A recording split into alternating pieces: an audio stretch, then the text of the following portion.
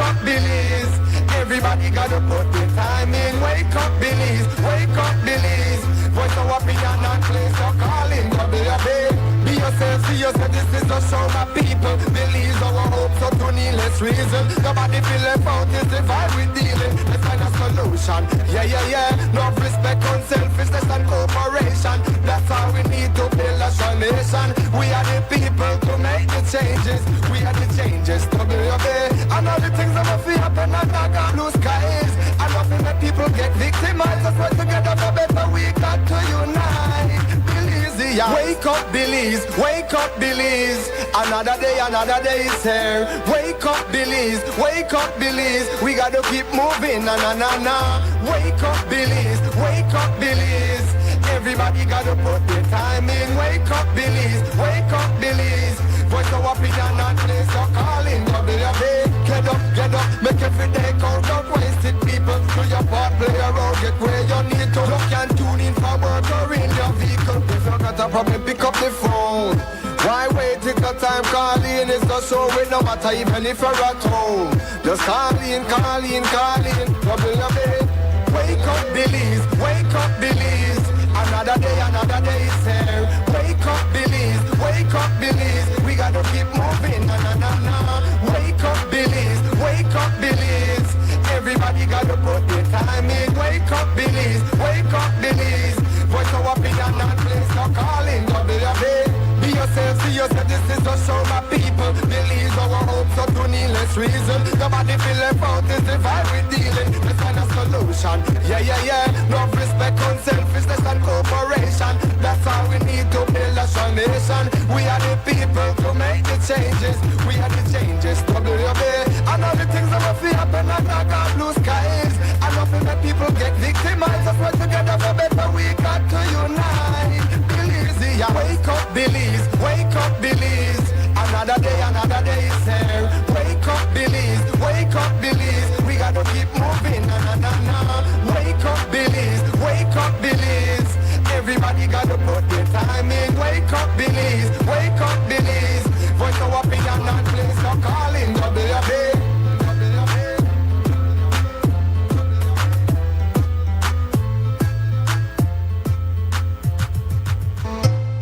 Wake up, Billies. Wake up, Billies. Wake up, Billies. Wake up, Billies. Another day is here. Wake up, Billies. Wake up, Billies. We gotta keep moving. Na na na na. Wake up, Billies. Wake up, Billies. Everybody gotta put their time in. Wake up, Billies. Wake up, Billies. Voice our opinion and place your calling. WB. Be yourself, see yourself. This is a show, my people. Billies our hope, so to needless reason. Nobody feel left out. It's the vibe we dealing. Let's find a solution. Yeah, yeah, yeah. Love, respect, unselfishness and cooperation. That's how we need to build a strong nation. We are the people to make the changes. We are the changes. WB. And all the things that will feel happen and dark and blue skies.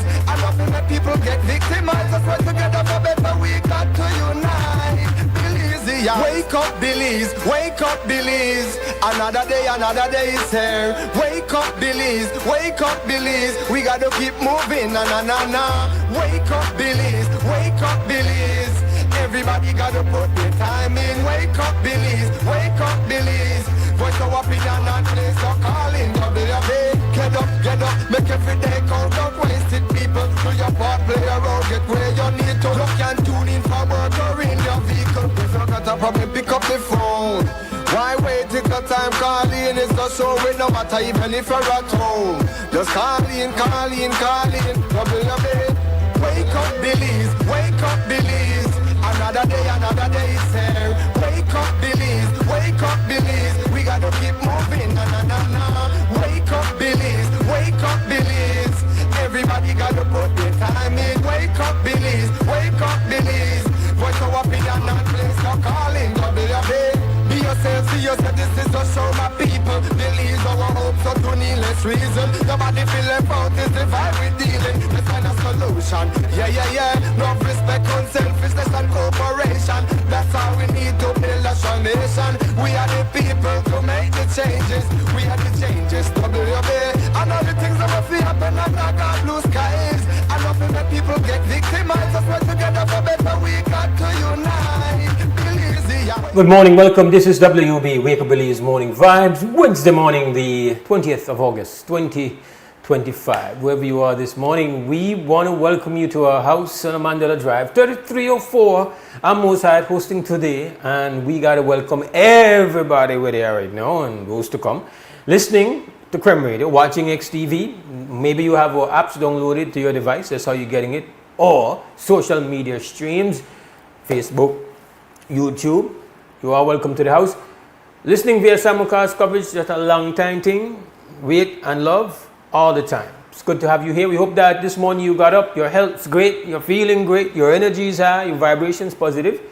And while we know mornings are tight, busy, full of stuff to do, we are still hopeful that you've got just enough space and flexibility to link with way, spend quality time, and join us in conversation. I mean, we are allowed to hope, right? We want to get you here, hear from you. Before we do all of that, you do know we got what we call the preliminaries. That's a package of news update that comes from a news team. Before that, we turn to the National Meteorological Service to serve us a freshly baked weather forecast for the next 24 hours. The Met Service forecast the Catherine Cumberbatch is going to line us all up. A light and relatively dry easterly airflow prevails. In the 24-hour forecast, skies will be mostly sunny with a few cloudy spells today, with high temperatures of 89 Fahrenheit along the coast, 95 inland, and 83 in the Maya Mountains. Tonight, we'll see partly cloudy skies and low temperatures will range from 82 Fahrenheit along the coast, 74 inland, and 68 in the higher elevations.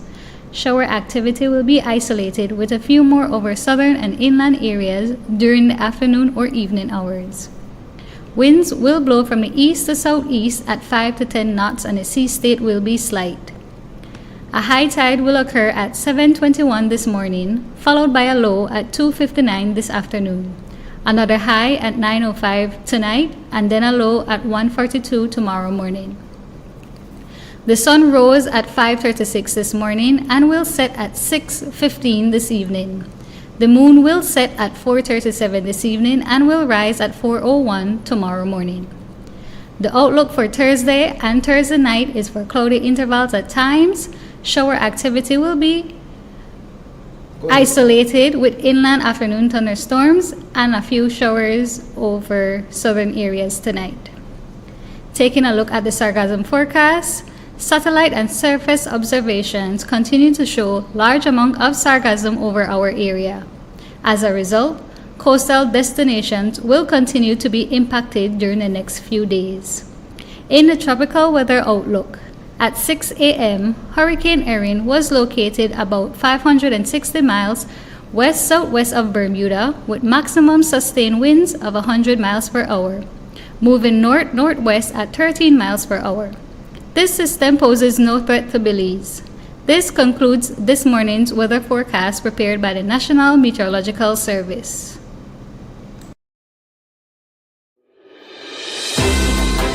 The first private radio in Belize since 1989, Creme FM presents the news. Informative, accurate, current information, local, regional, and international news, weather and sports. And now, the news.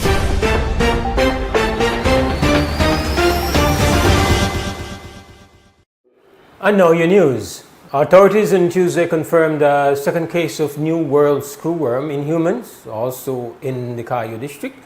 The patient who is receiving treatment at the Western Regional Hospital is a 60-year-old man from Kamalodi village. The infection is on one of his feet. Relevant authorities continue to maintain vigilance, as shared by Kim Bautista, the Chief of Operations for Vector Control in the Ministry of Health and Wellness. The Ministry of Health and Wellness is part of the National Response Committee that was put together in August of 2024, led by Belize Agricultural Health Authority, Belize Livestock Association, the Forestry Department, Ministry of Agriculture, AICA, and ORISA. And so since that time, we have been preparing for in our respective sectors for the event, what was the eventual resurgence of New World screwworm in Belize.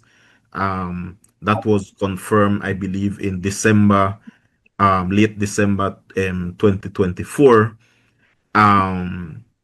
And then thereafter, we started making preparations within the Ministry of Health to support two areas.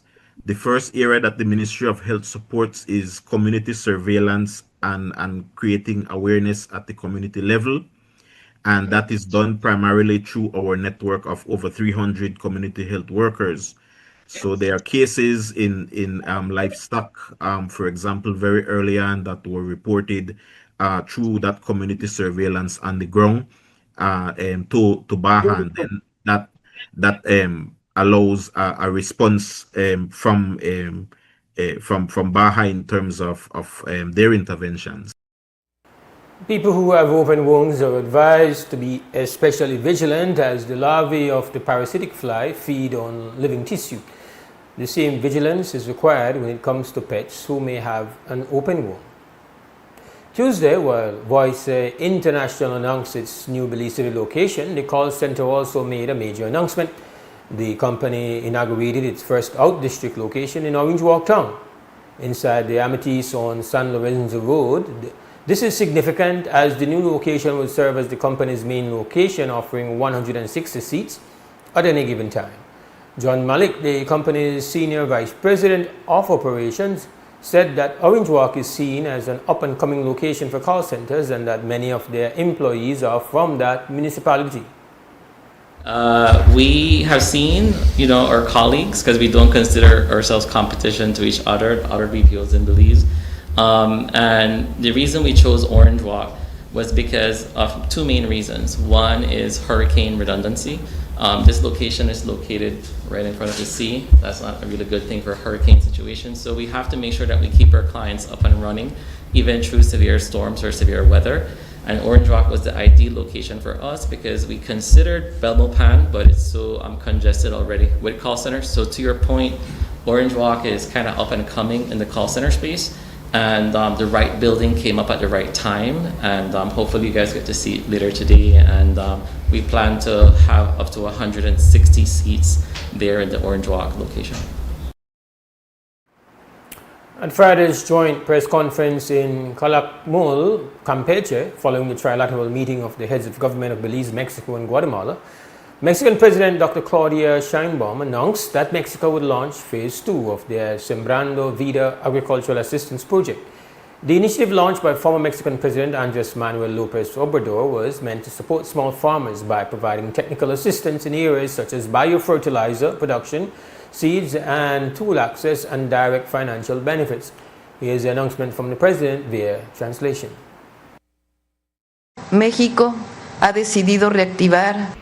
has decided to reactivate or move into the second phase of the Sembrando Vida program in the regions of Guatemala and Belize as a concrete form of cooperation beyond this decree to promote rural development, protect ecosystems, and improve the living conditions of the people in these areas. This second stage of the program seeks to regenerate soils, restore forest cover in those areas where it has been degraded, and encourage food self-sufficiency. But above all, it aspires to enhance the well-being of communities that for years have sustained a deep and enduring bond with the land. Ellas y la tierra. A first phase happened in the last quarter of 2022 and farmers in Belize were being registered for the project. Coordinating implementation alongside the Belize and Mexican government was the AMEXID, the Mexican Agency of International Cooperation for Development. At the time, it was announced that 2,000 Belizean farmers would benefit. Our latest complaint from a resident of San Pedro about the vast amount of sargassum washing ashore is that it is the worst they've ever seen. Also cited were other observations about the continued die-off of small-sized marine life off the coast of Ambergris Key due to the mats of sargassum collecting on the seaside. Another report was from a tour operator who had to go to Plan B after being unable to snorkel Mexico rocks as a result of rotting sargassum yesterday. While Belize struggles, Quintana Roo is powering ahead with its response to the sargassum threat, though it is not an easy feat. At Friday morning's briefing by the Mexican president in Chetumal, among the topics discussed by the governor of Quintana Roo, Mara Lezama Espinoza, was the sargassum invasion and the state's coordinated efforts to mitigate its environmental impact. She first affirmed that the government does not improvise and shared details of their planned response.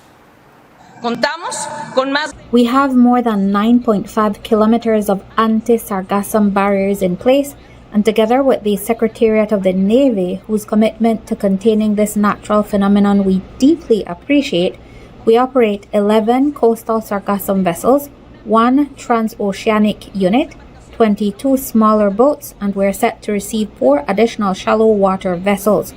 This capacity has allowed us to collect and dispose of over 60,000 tons of sargassum so far this year. We're also leading the region as the state that has invested the most in understanding sargassum, its impact, and its potential uses. We are the only state in the country with a sargassum monitoring center powered by satellite technology in collaboration with the European Space Agency. This enables us to anticipate both the timing and volume of the arrival of sargassum.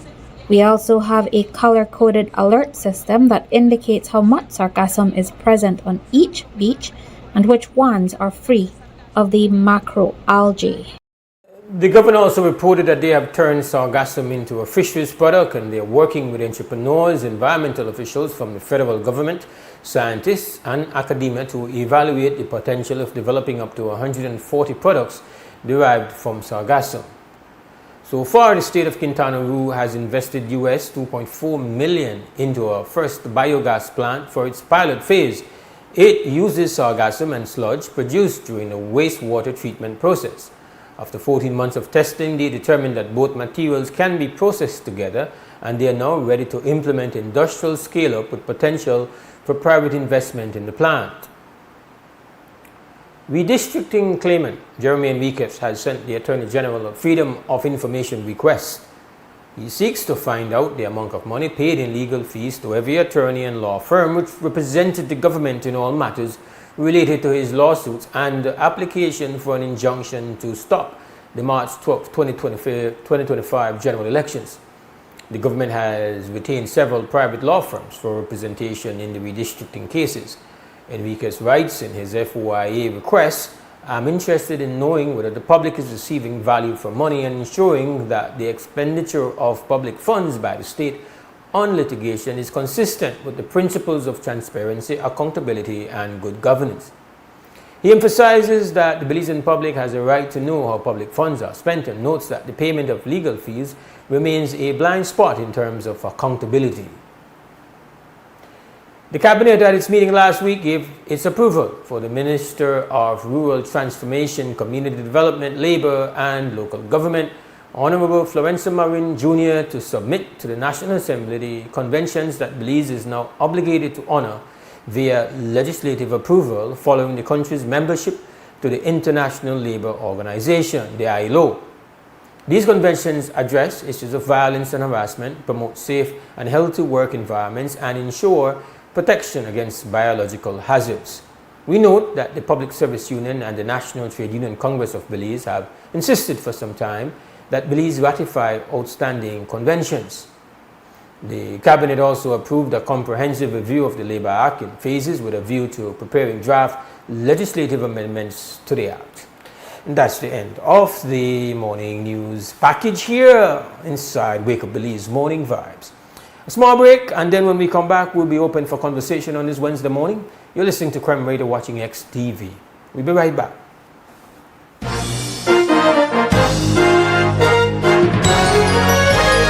Informative, accurate, current information. Crem's newscast.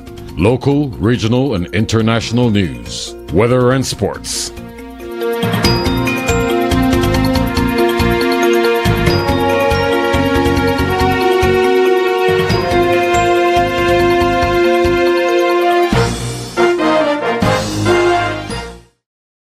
At Atlantic Bank, your convenience is our priority.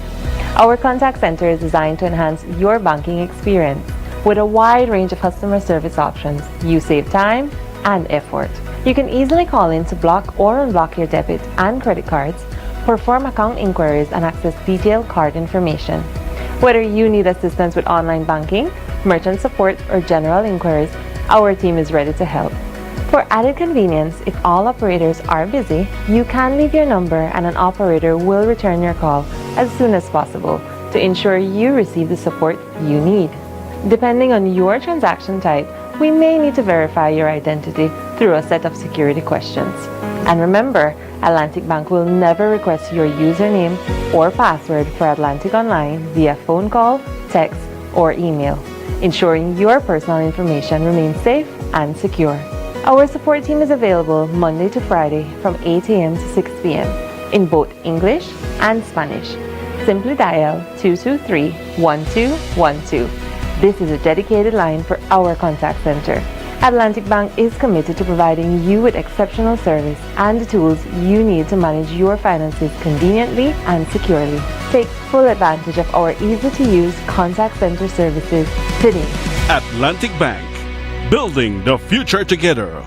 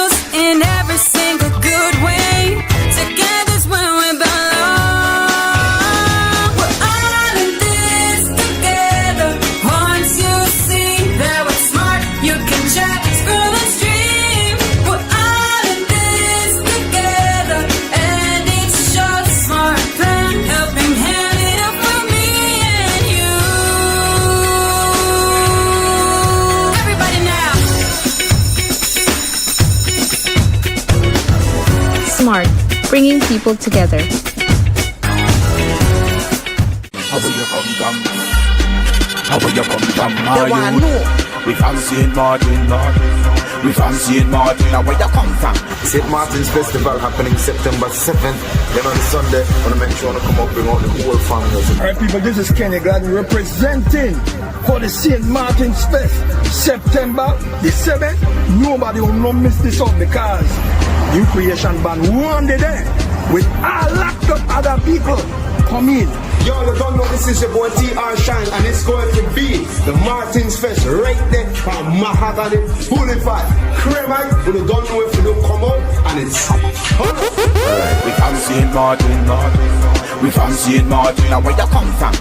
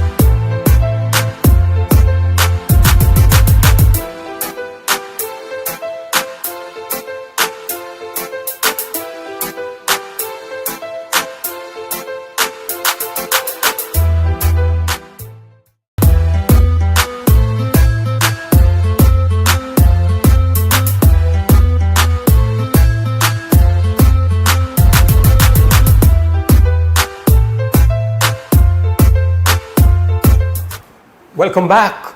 This is WUB, Wake Up Belize Morning Vibes for your Wednesday morning, 20th August 2025.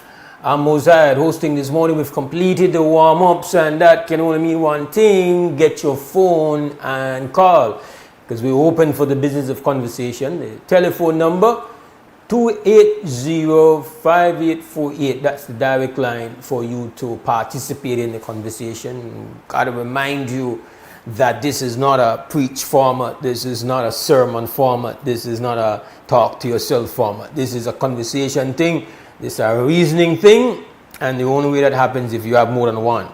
So feel interested, feel welcomed, feel expected, feel depended upon to make this work how it's supposed to work. Join the conversation, 280-5848. And before we jump in as well, let me just remind what people where to get with. Let me do a couple reminders.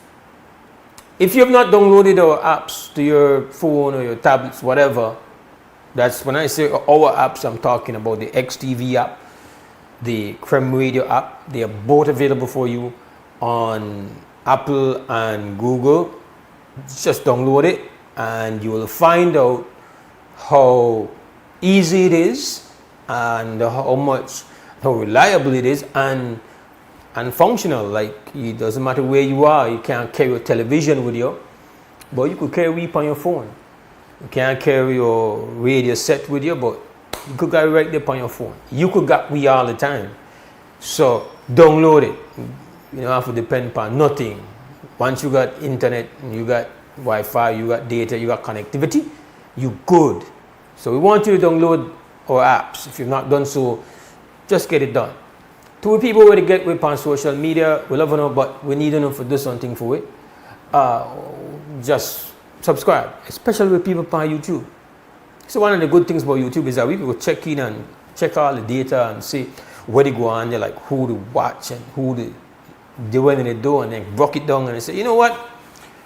Most of the people will watch, they don't subscribe because, people just not like make go on negative. You subscribe, feel like they sign a contract, but no, you just they strengthen we when you do that. And so if you are one of those persons that watch us regularly or just occasionally, or this is the first time you're watching us on YouTube or lining us up on Facebook, we say to you, don't hesitate and don't procrastinate and don't wait till tomorrow.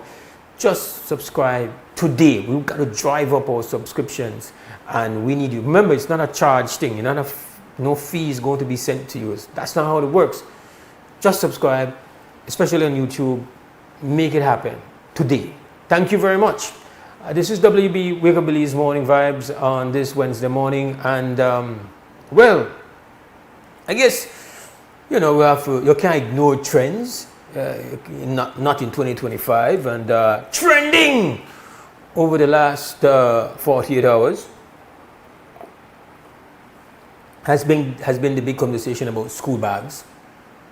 I'm sure many of you, or most of you, know what has happened. There was a news story on Channel 7, and it was about A&R companies,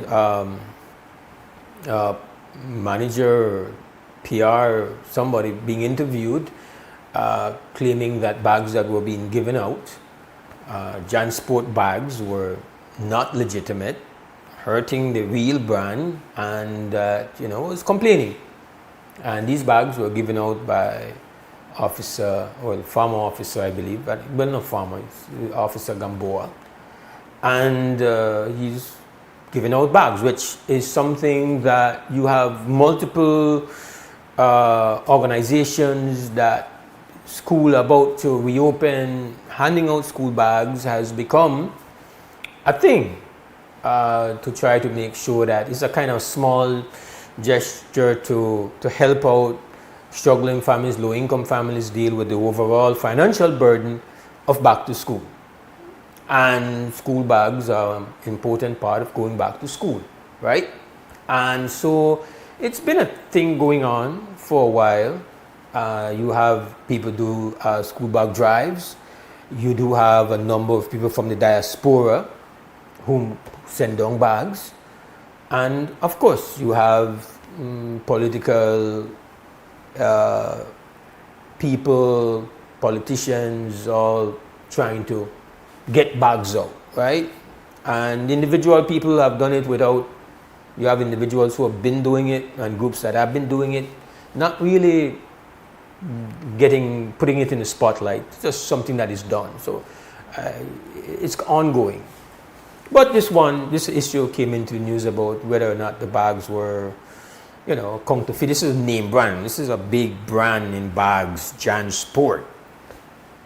So you're getting a bag that says Jan Sport because now bags are, it's a kind of, it's as much something that is serving a particular function, need for, especially with the amount of books were involved with going to school. And I mean, sometimes you see some of these youths with their bags, and you want to know how that child is carrying that bag. It's like the bag is as big as the child with all the books that they're carrying. So it serves a function.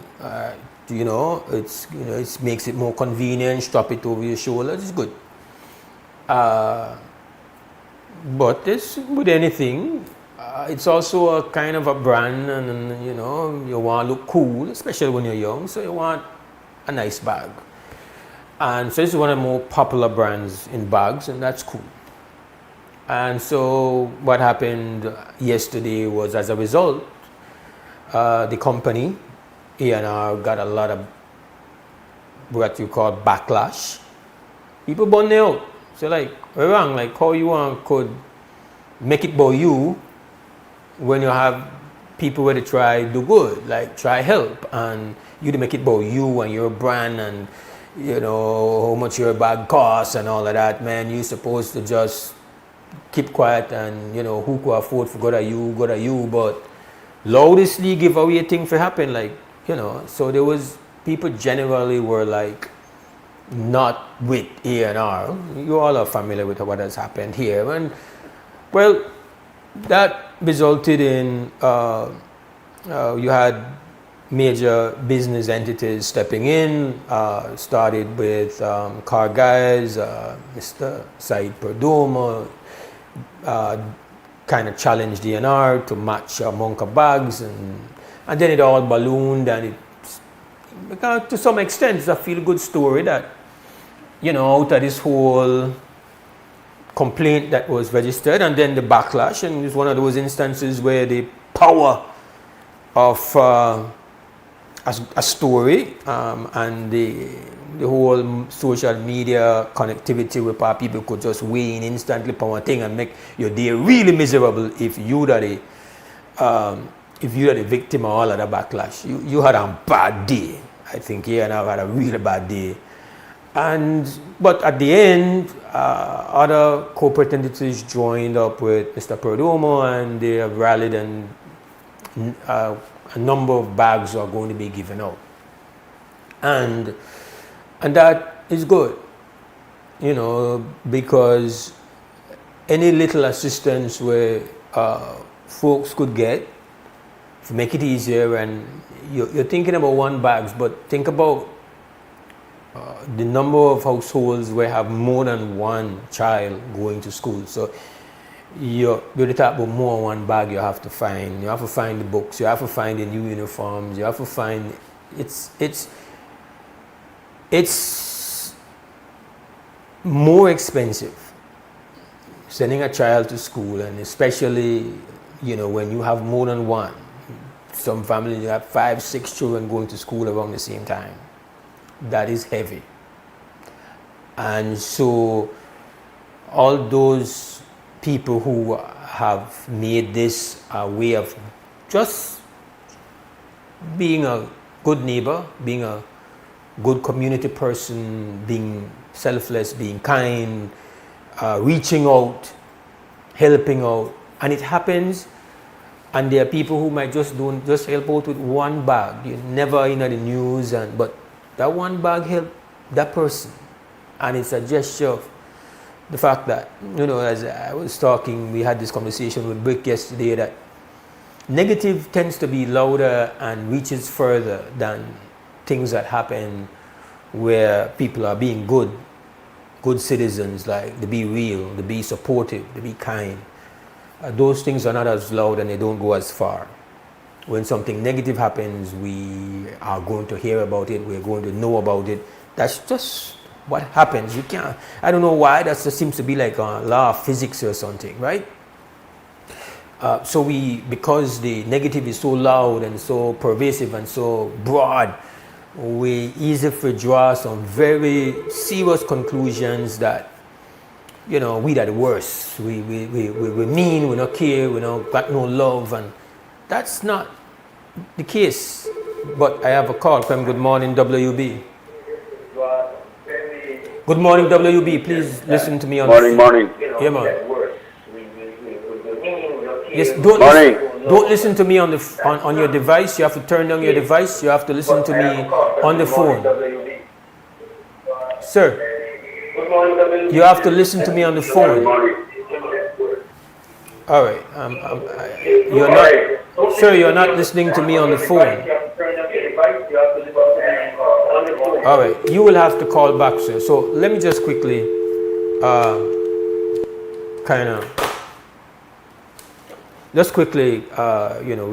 we don't do this a lot anymore because we assume that people know what the rules are. If you call us and you get on, you can no longer listen to your device because it's very likely that your device has a delay.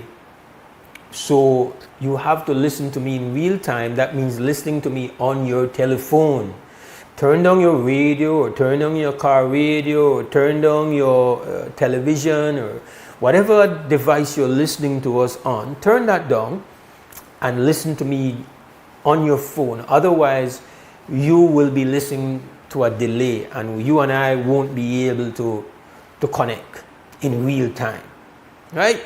So that's just something to keep in mind when you're going to call. So caller, I tried to explain to you, listen to me via the phone, but you still listen to the delay, and so we couldn't connect. So if you want to call back, but just listen to me on the phone, and then everything will work smoothly, and we're not got no problem at all. Right? Thank you. So I first of all, we have to just pay maximum respect, big up all the the huge move by Mr. Perdomo and his company, and then all those companies that and individuals that supported that effort, to Mr. Gamboa, Officer Gamboa, respect to, and all those other entities and people who they do it every year and they see this as a need. Respect is due. Love it and rate it. Absolutely. The thing that strikes me about just the whole school bag thing, and when we find out just how expensive the school bag really is, if you want to get like a legitimate branded bag. But good morning, WB. Morning, sir. Good morning, my brother. How are you today? Blessed? Every time we get up, we're up on 2 foot, are we not? Don't say that. Right. Well, yeah, I think I'm beating it. They had a bad day. They have a, yeah, you said the right word. They do have a. They had a bad day. But I like how it turned out. Yeah. I like how it ended up. Mm. I don't want to add to it because we don't know what all happened. We don't see what all happened. I know that's something we will never do again. Because I get the benefit of the doubt, and I know her expression never made it come across that way. Mm. I mean, as a job description, she was protecting their brand. But most we see one, don't we, and I include you, make I include myself, yes, and the public. Yes, fair enough? Yes, sir. Now when I talk to you and I say we, I have to be careful. Right? Anyway.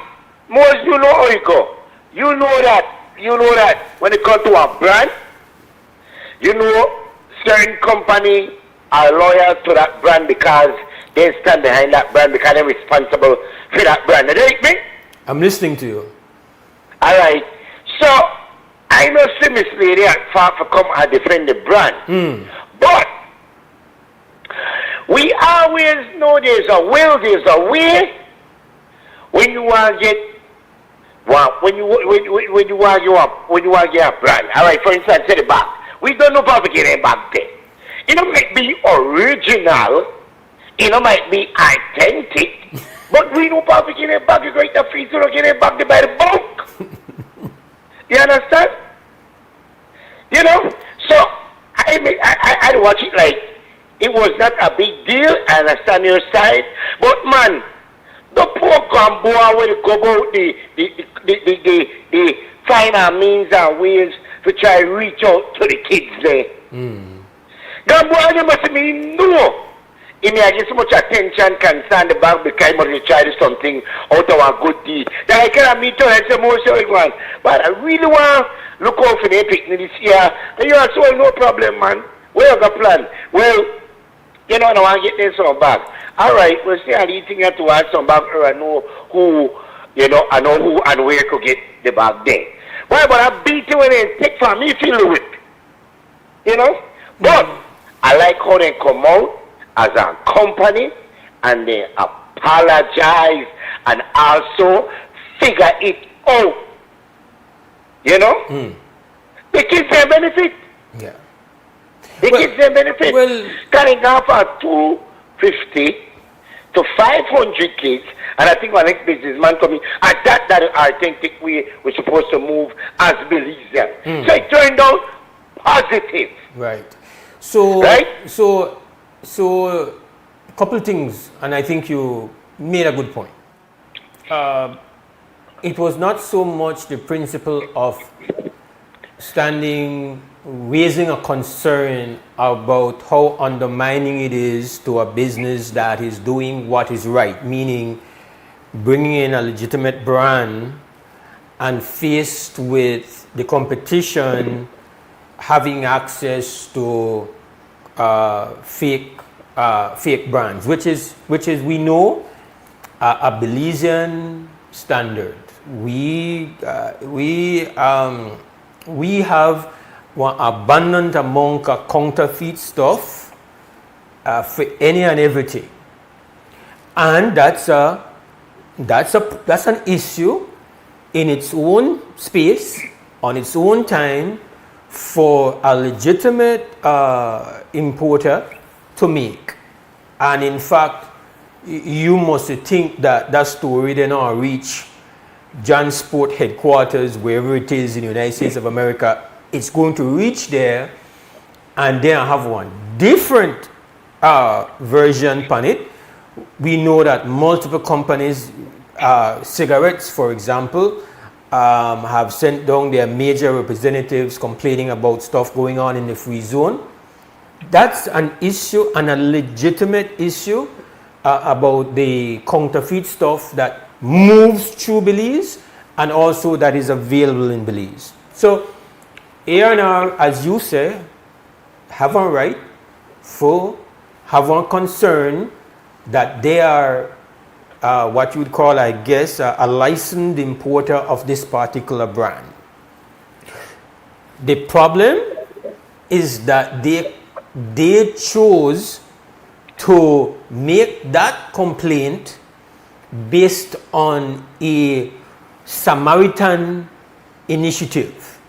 They decided to complain not with a next store or next company selling counterfeit. They made their complaint and attached it to a good deed where people who didn't have the resources to get a bag were being helped out by somebody who was looking out. And that is what became disastrous for them yesterday, and then take on licking for it, as you rightfully say. The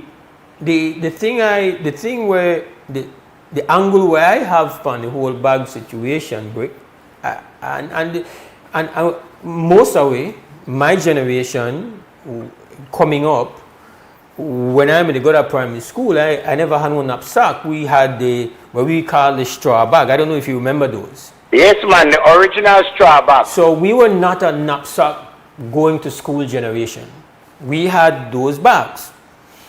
And I completely understand that in 2025, you can't give one child a bag like that.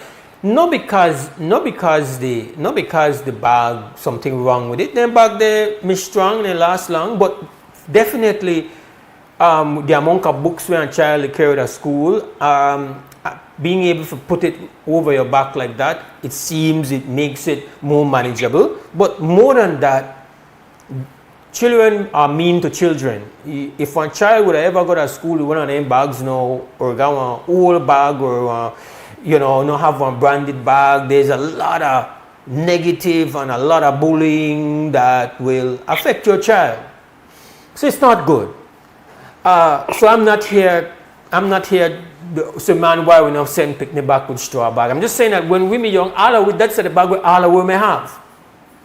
At some point in time, knapsacks get introduced, and then anything will get introduced, you say, okay, you got knapsacks, but then you got the brand where everybody read. And this apparently right now we live in our brand culture. Yes, well, yeah, we do, because listen, that's marketing and capitalism, and it's about brand.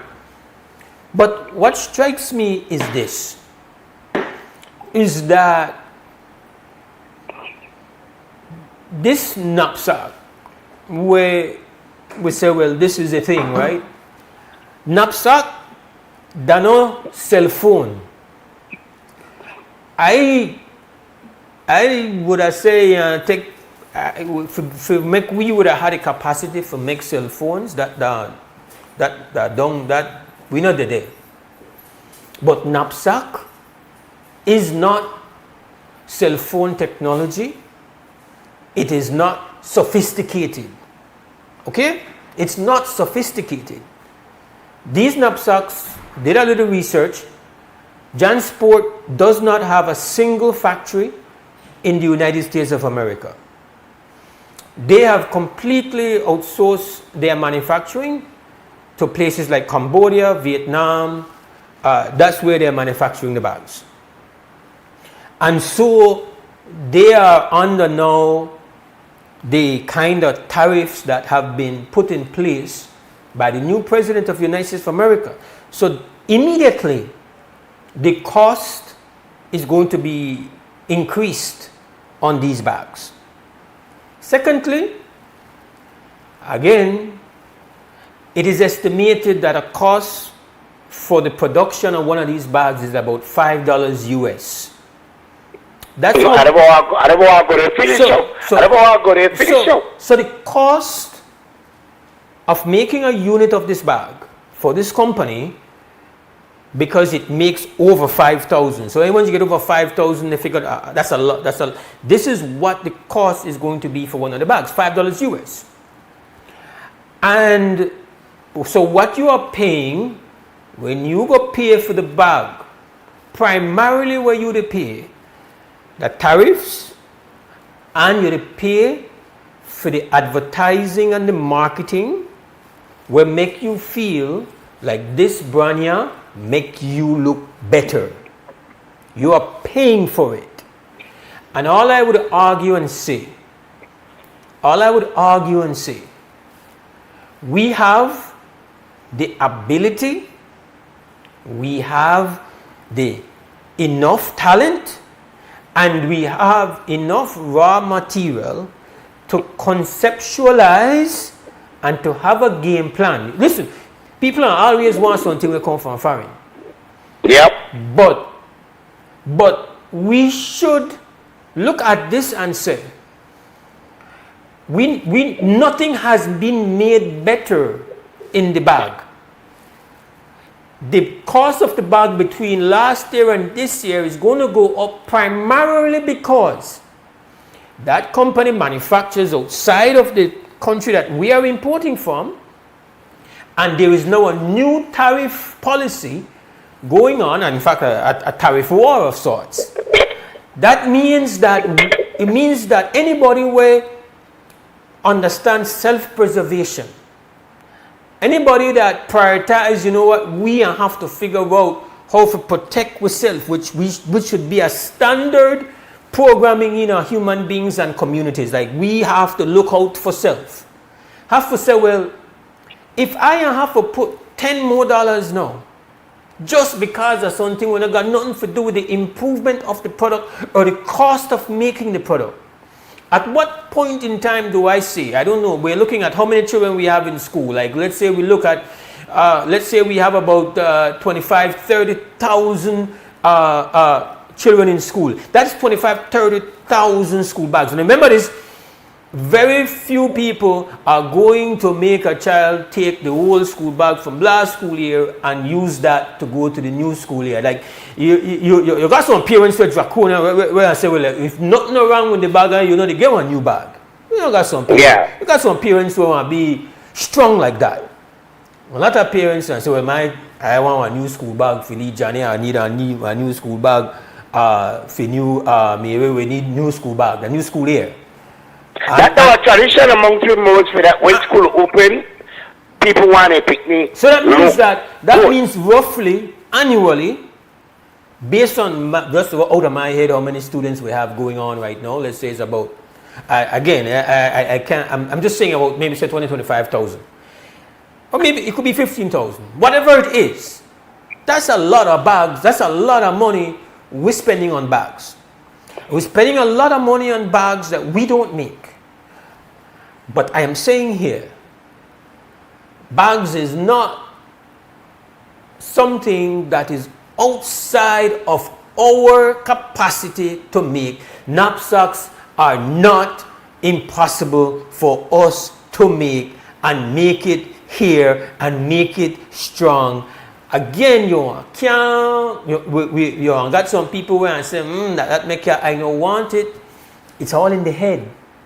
It's all in the head, because I would suggest you go on Google and see how the bag is made, what it's made of, and you realize, man, that why I feel like this is so high tech. It's not high tech.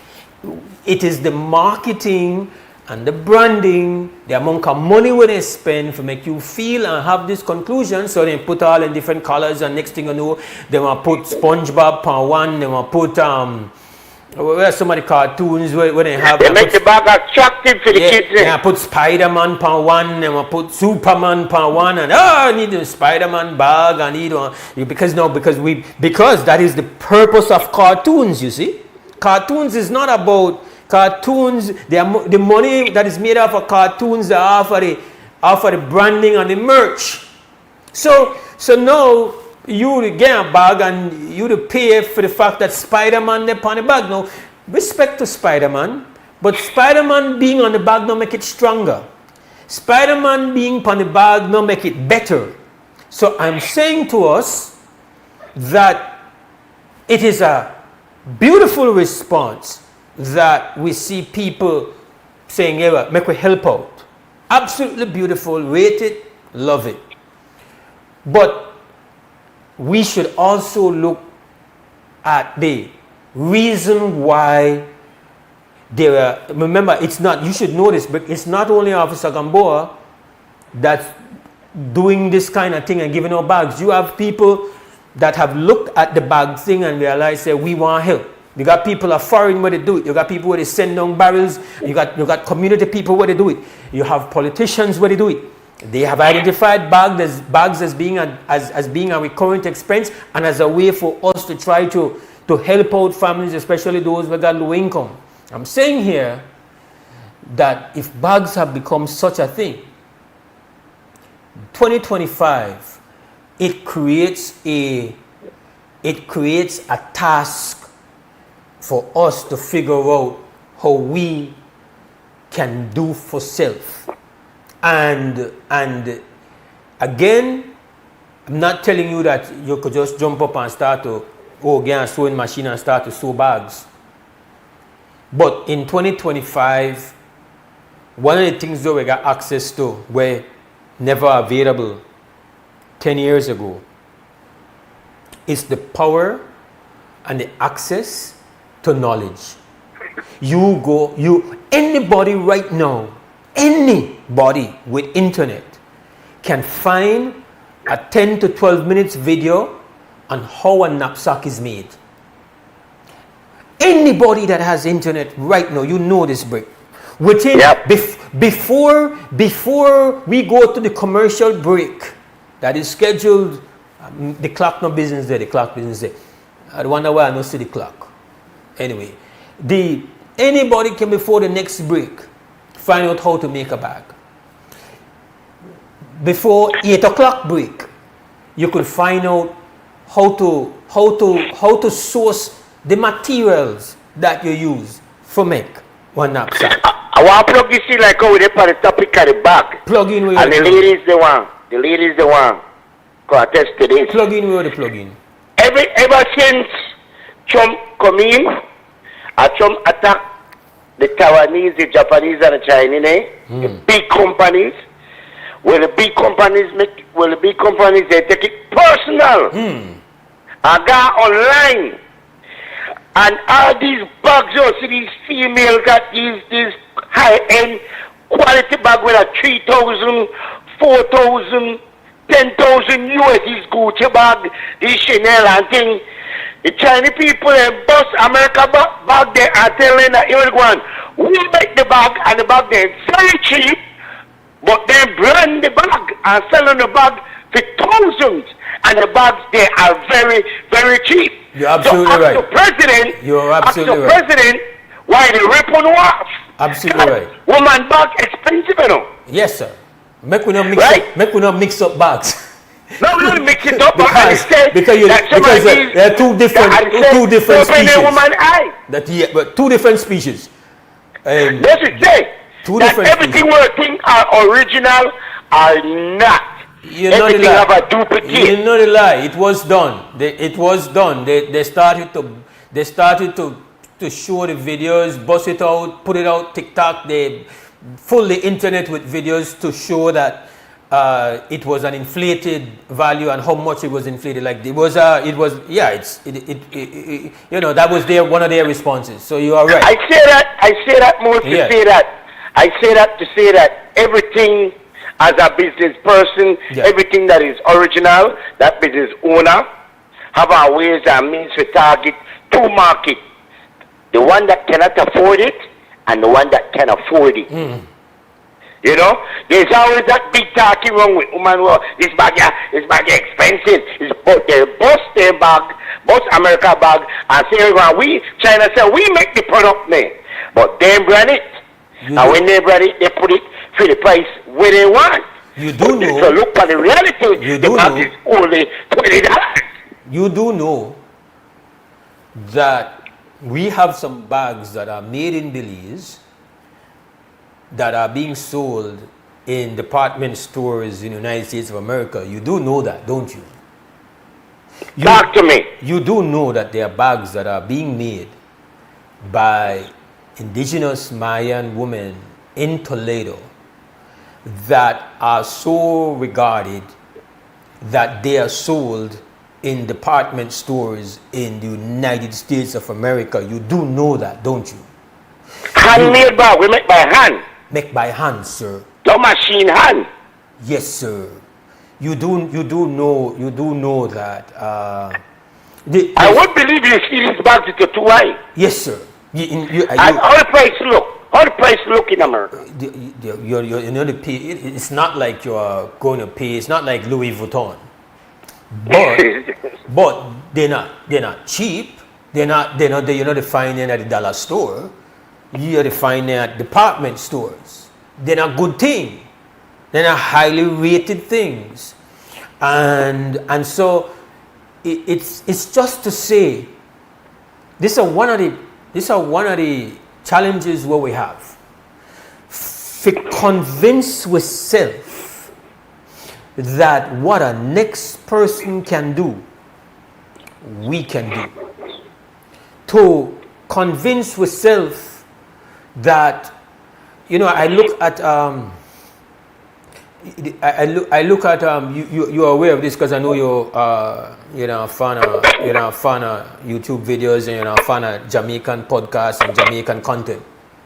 So I know you would know that one of the things that is done in grassroots communities in Jamaica is that they make their own pots. You do know that? Yeah. That they will get scrap metal and they will melt down the scrap metal and make their own pots. They make them. Yeah. The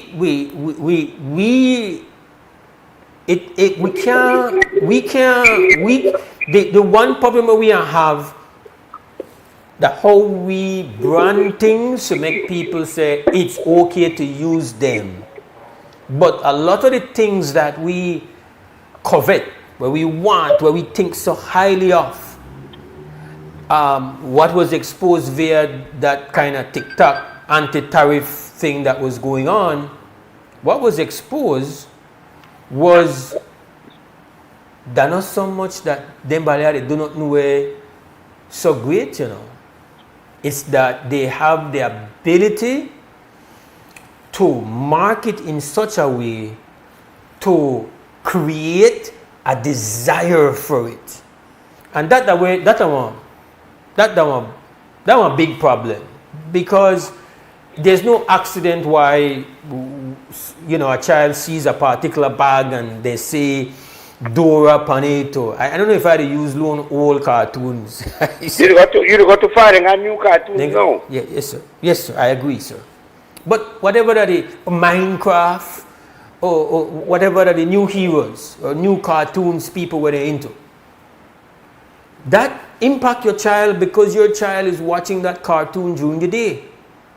So all the while that child is watching that cartoon, these cartoons are like every day. So when they see that bag in a real life, on the bag, that's the bag that they want. It's a business strategy, but it's all part of attraction. Yeah, it's powerful. It's powerful. It's part of marketing. It's a form of mind control, Yeah. It's a form of mind control. You don't want to think about it. I hate to say that, but advertising and marketing is a kind of mind control. Yeah. And a very sophisticated strategies and sophisticated techniques are used to make you decide, man, I want that. Remember when we used to believe in it, So, I get it. And I don't try send kids with straw bags anymore. We did that. Our generation, we gone with straw bags, market bags. I seen them put up a picture with some straw bags. They don't know the original straw bag. They put up those are not the original straw bag. The original straw bag you could use it for going to school, and you could use it for going to market. The original straw bags you could have been sit through it. Remember that? Yep. You could sit through it. So I don't know what we probably to find. We probably to look for the straw bags, Christy. Then we are not the OG ones then. And then you used to get them in like different colors. Mose, before I go, you know what I want to say though? When it's add up to, you know what I love about the whole thing? Is that as a society we pay attention to certain things and certain things attract weight. This goes back to what you said about the money. Remember what I said about the money? Yeah. Oh, you're glad how we create an outburst about the money, that like that, why we create an outburst about everything. Everything we give our attention, that's how we want we attack it. Yeah. We attack it in the social media world, make it become a conversation. Right. Right? Right. And with all that said, I am still wondering why our Prime Minister went to this meeting where he went to and then do his whole speech in a Spanish. Okay. I think that was another conversation, right? But it puzzled me. You gotta do a speech to represent we, a speaking English country, and you do it in Spanish, and we all know our Prime Minister are not that good in Spanish. You understand where I come from? No, okay. So now we don't know if we were watching live, some of us in this country that he represents, this country he represents, cannot say, well, I wonder what the Prime Minister may say. I don't understand. We do have bilingual people that we understand. But you have to think about the majority. You know? It's our country where he represents. We don't know whether we don't know what conversation they have. Yeah. Well, we don't know why you say it in Spanish when then we are glued to our TV to try to find out our device to try to find out. All right, make us where Prime Minister represent with her and with that conversation for the reason why I gotta make that visit. So, my thoughts on that I will put out when we come back from break, because I have to go to break, sir. But thank you very much for your call. This is WB Wake Up Believes Morning Vibes. We go to 2 Cents Scam. It's sponsored by 4 Point Security. We take our first commercial break after that, and then we get back to the WB Wake Up Believes Morning Vibes.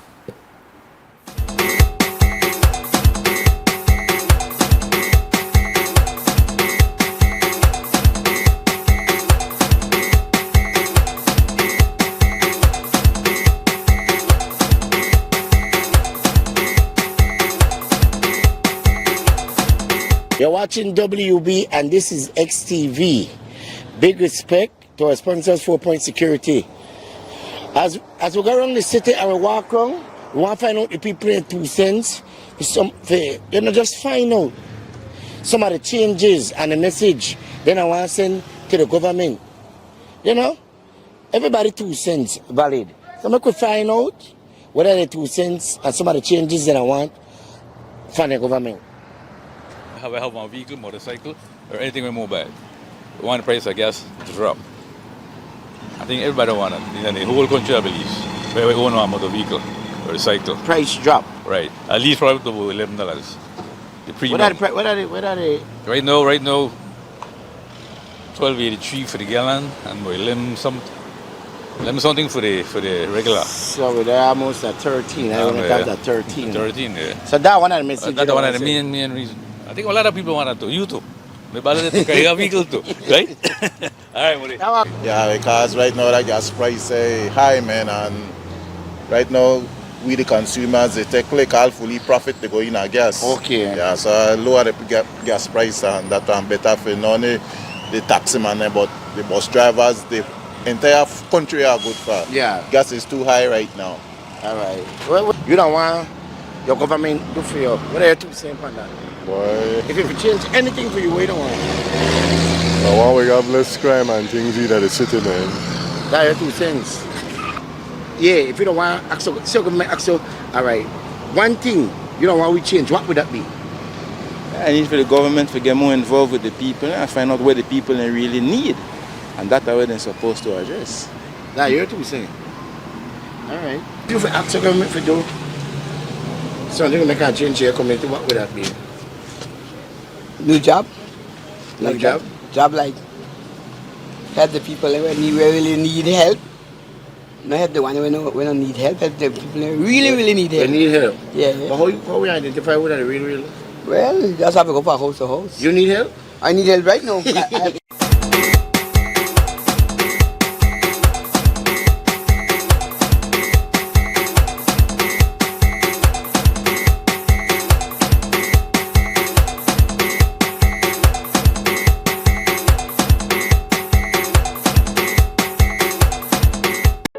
Tired of replacing light bulbs? LEDs are what you need. LEDs last up to 30,000 hours. That's 30 times longer than incandescent bulbs, and up to 8 times longer than compact fluorescents. So less changing and less trash. Planet Earth thanks you. And the LED experts at Brothers Habet and Habet will help you find the best LED solution with colors for every room and mood, starting as low as $6.95. You can even get LED strips for home, office, and industrial use. So say goodbye to fluorescent tubes forever. And because they use up to 90% less energy, you save money. Money you can spend on other things. So head to Brothers Habed or Habed and Habed today. You can also call, email, or Facebook us. Have a brilliant day. En Atlantic Bank, tu comodidad es nuestra prioridad. Nuestro centro de contacto está diseñado para mejorar tu experiencia bancaria. Con una amplia gama de opciones de servicio al cliente, ahorras tiempo y esfuerzo. Puedes llamar fácilmente para bloquear o desbloquear tus tarjetas de débito y crédito, realizar consultas de cuentas y acceder a información detallada de tus tarjetas. Ya sea que necesites asistencia con la banca en línea, apoyo para comercios o consultas generales, nuestro equipo está listo para ayudarte. Para mayor comodidad, si todos los operadores están ocupados, puedes dejar tu número y un operador te devolverá la llamada lo antes posible para asegurarse de que recibas el apoyo que necesitas. Para mayor seguridad, es posible que necesitemos verificar tu identidad con un conjunto de preguntas sencillas. Recuerda, Atlantic Bank nunca solicitará tu nombre de tu usuario ni contraseña de Atlantic Online por llamada telefónica, mensaje de texto o correo electrónico, asegurando que tu información personal permanezca segura y protegida. Nuestro equipo de apoyo está disponible de lunes a viernes, de 8 a.m. a 6 p.m. en inglés y en español. Simplemente marca al 223-1212. Esta es la línea dedicada para nuestro centro de contacto. Atlantic Bank se compromete a brindarte un servicio excepcional y las herramientas que necesitas para administrar tus finanzas de manera conveniente y segura. Aprovecha al máximo nuestro servicio del centro de contacto. Atlantic Bank, building the future together.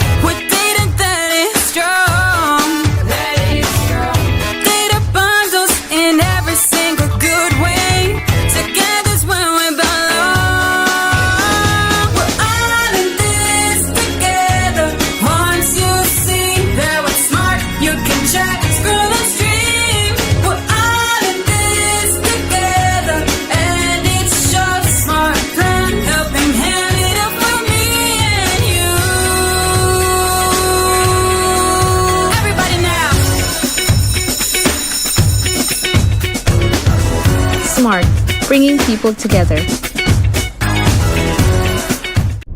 Welcome to Design Depot, where you'll find premium quality products from trusted brands, all in one place.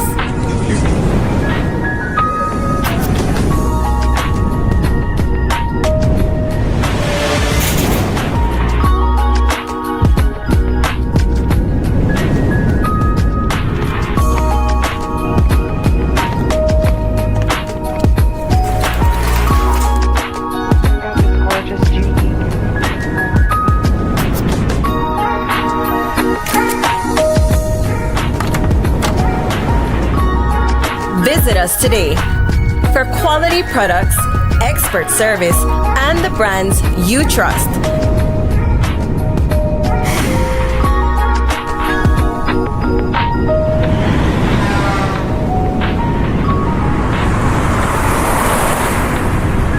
Design Depot, all in one place. Belize introduced its new electronic passport in 2022 through the launch of the Electronic Passport Issuance and Control System, EPICS.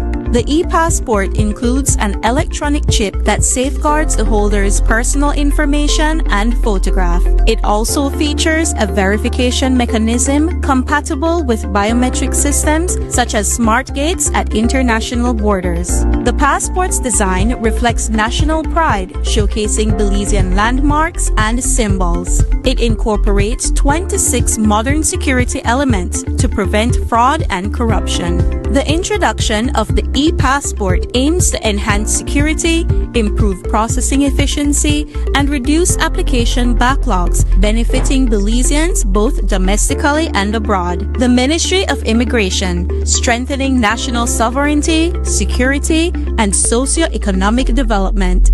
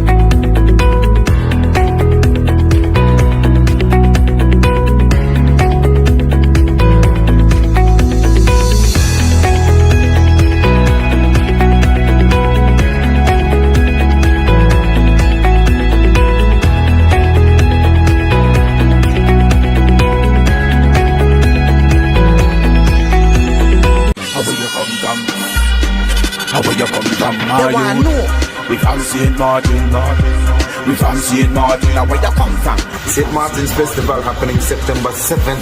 Then on the Sunday, I want to make sure I come up, bring out the whole family. Alright people, this is Kenny Gladden representing for the St. Martin's Fest, September the 7th. Nobody will not miss this out because New Creation Band one day there with all locked up other people. Come in. Y'all don't know this is your boy TR Shine and it's going to be the Martins Fest right there from Mahogany, Boulevard, Cremite. We don't know if you don't come out and it's Alright, we from St. Martin, we from St. Martin, where you come from?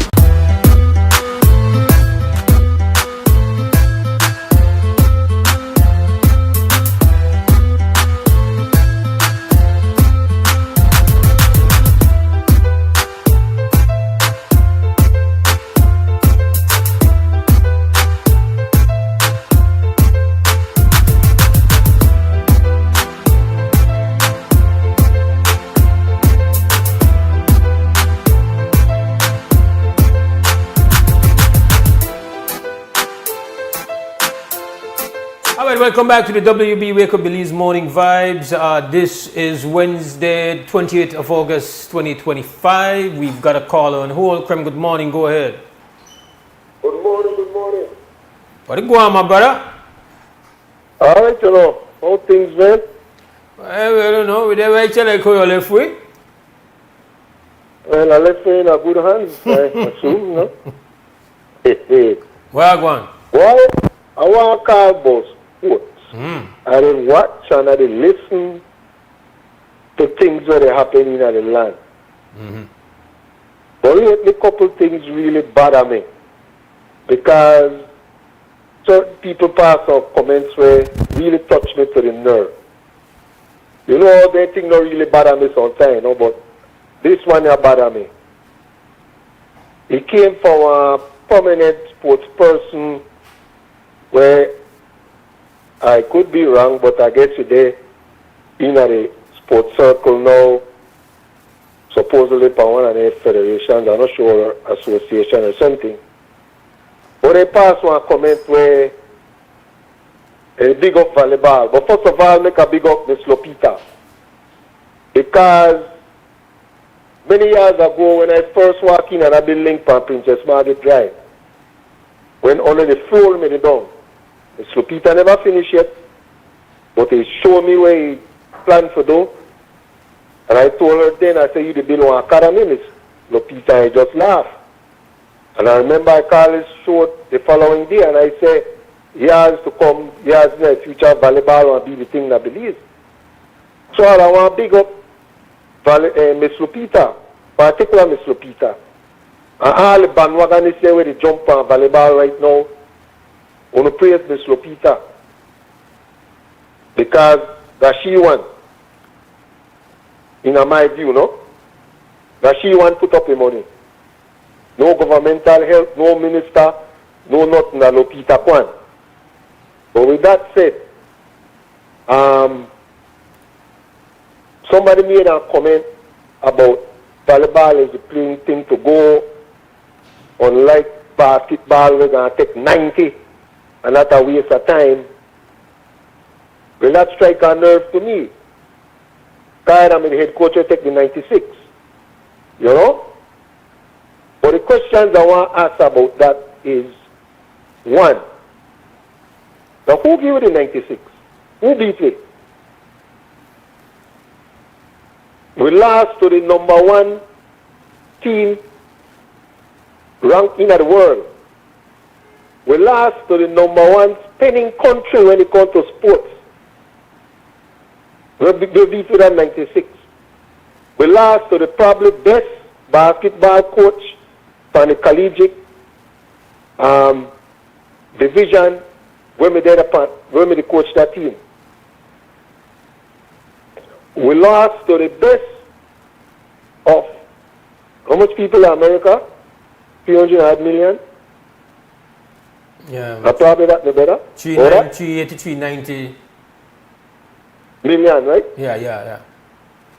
All right. So that 12 that we gone, that the best out of that 390.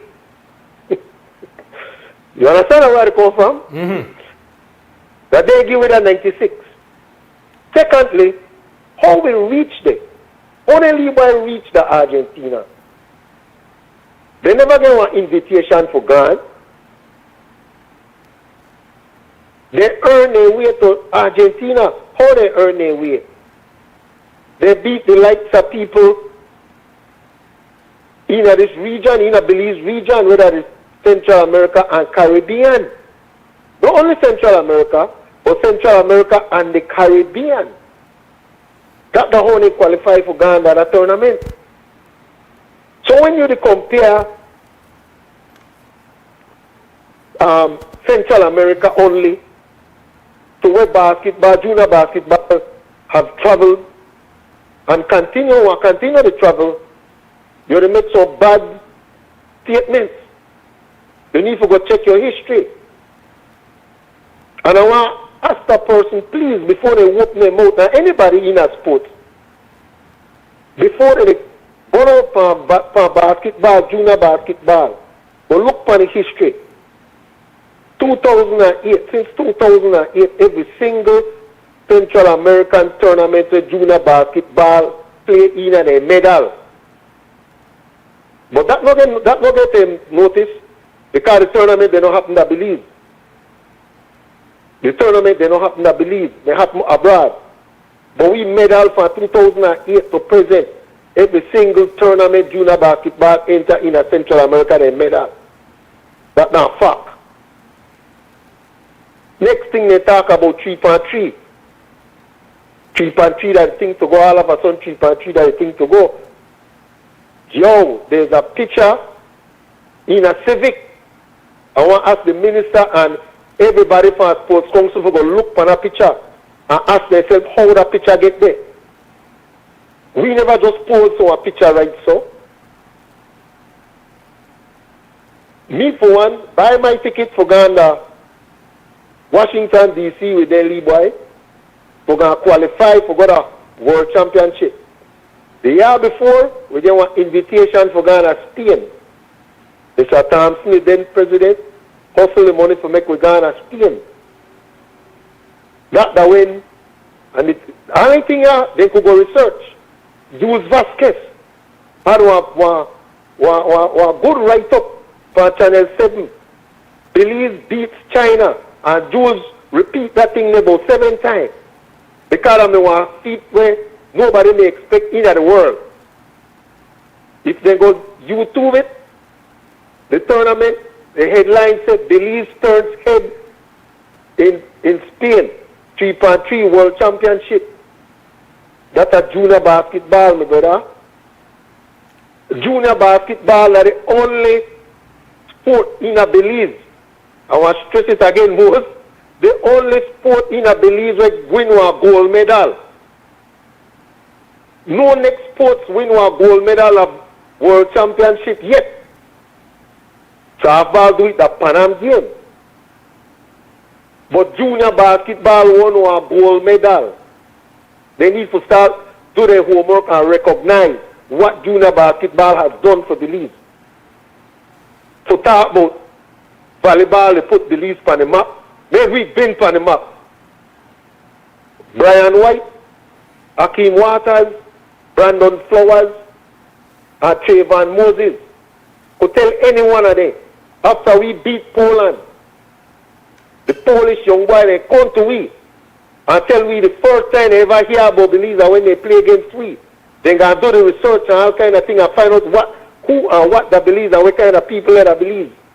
They don't know nothing about Belize till we beat them.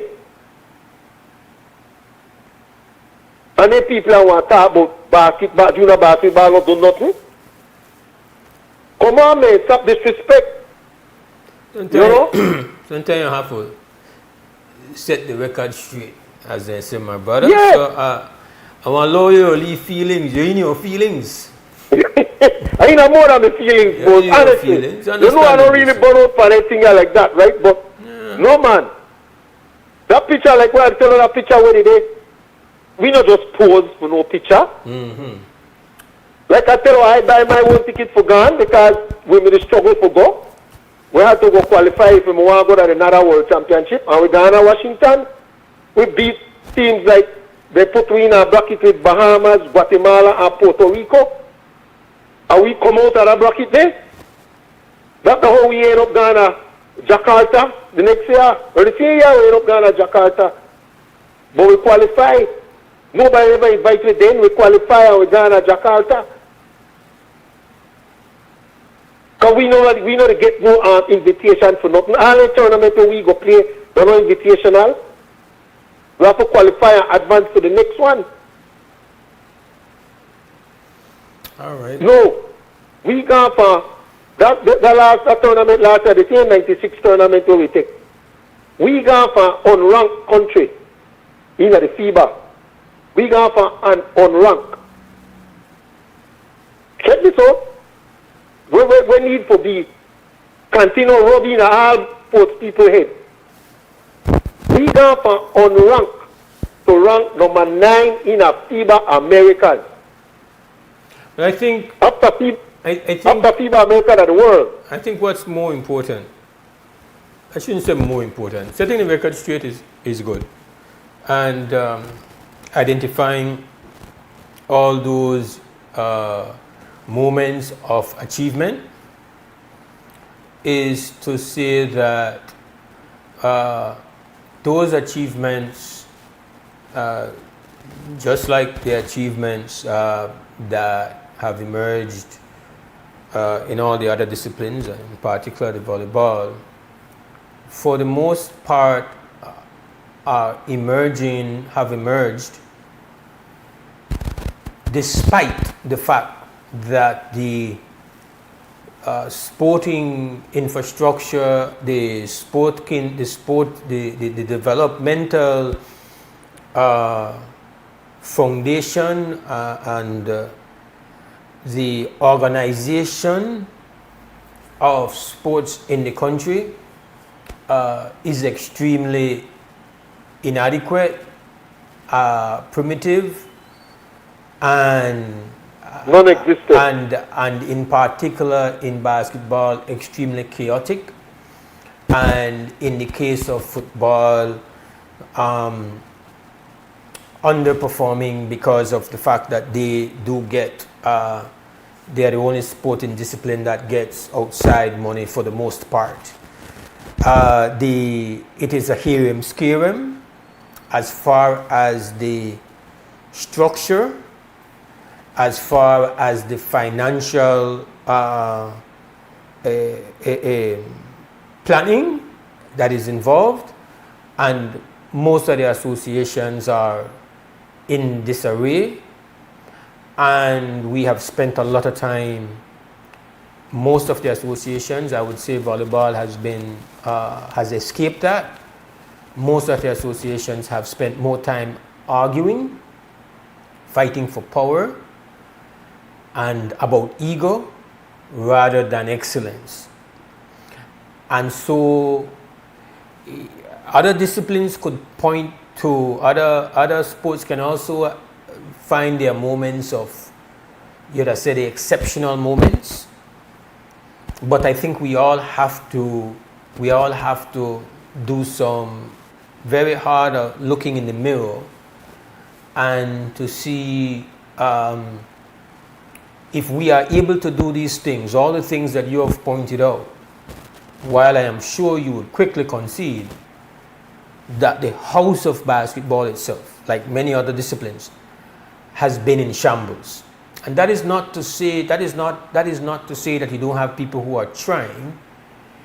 It's that we have not been able to set up the house properly, and we have not been able to become structurally coherent, consistently coherent, to give the kind of consistency and constant improvement that we have seen, the body of work that has happened in volleyball. I think one has to concede that their trajectory has been extremely consistent. They have been marching towards excellence and just maximizing what we have.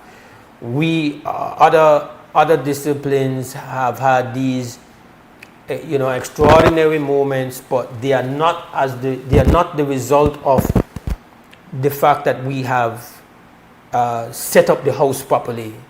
You have coaching. You have your coaching papers because you took that up on yourself. The other people who have done similar, it's because of their individual efforts. But we still have far too many untrained people who are training and preparing youths at a very early level. We have not figured out the high school competitions have gone backwards. The primary school competitions remain not ideal, not optimal. And so while I completely accept that you do have to set the record straight if somebody is being disrespectful and has a ulterior motive and maybe has, trying to be rude or disrespectful, and you have to push back against that.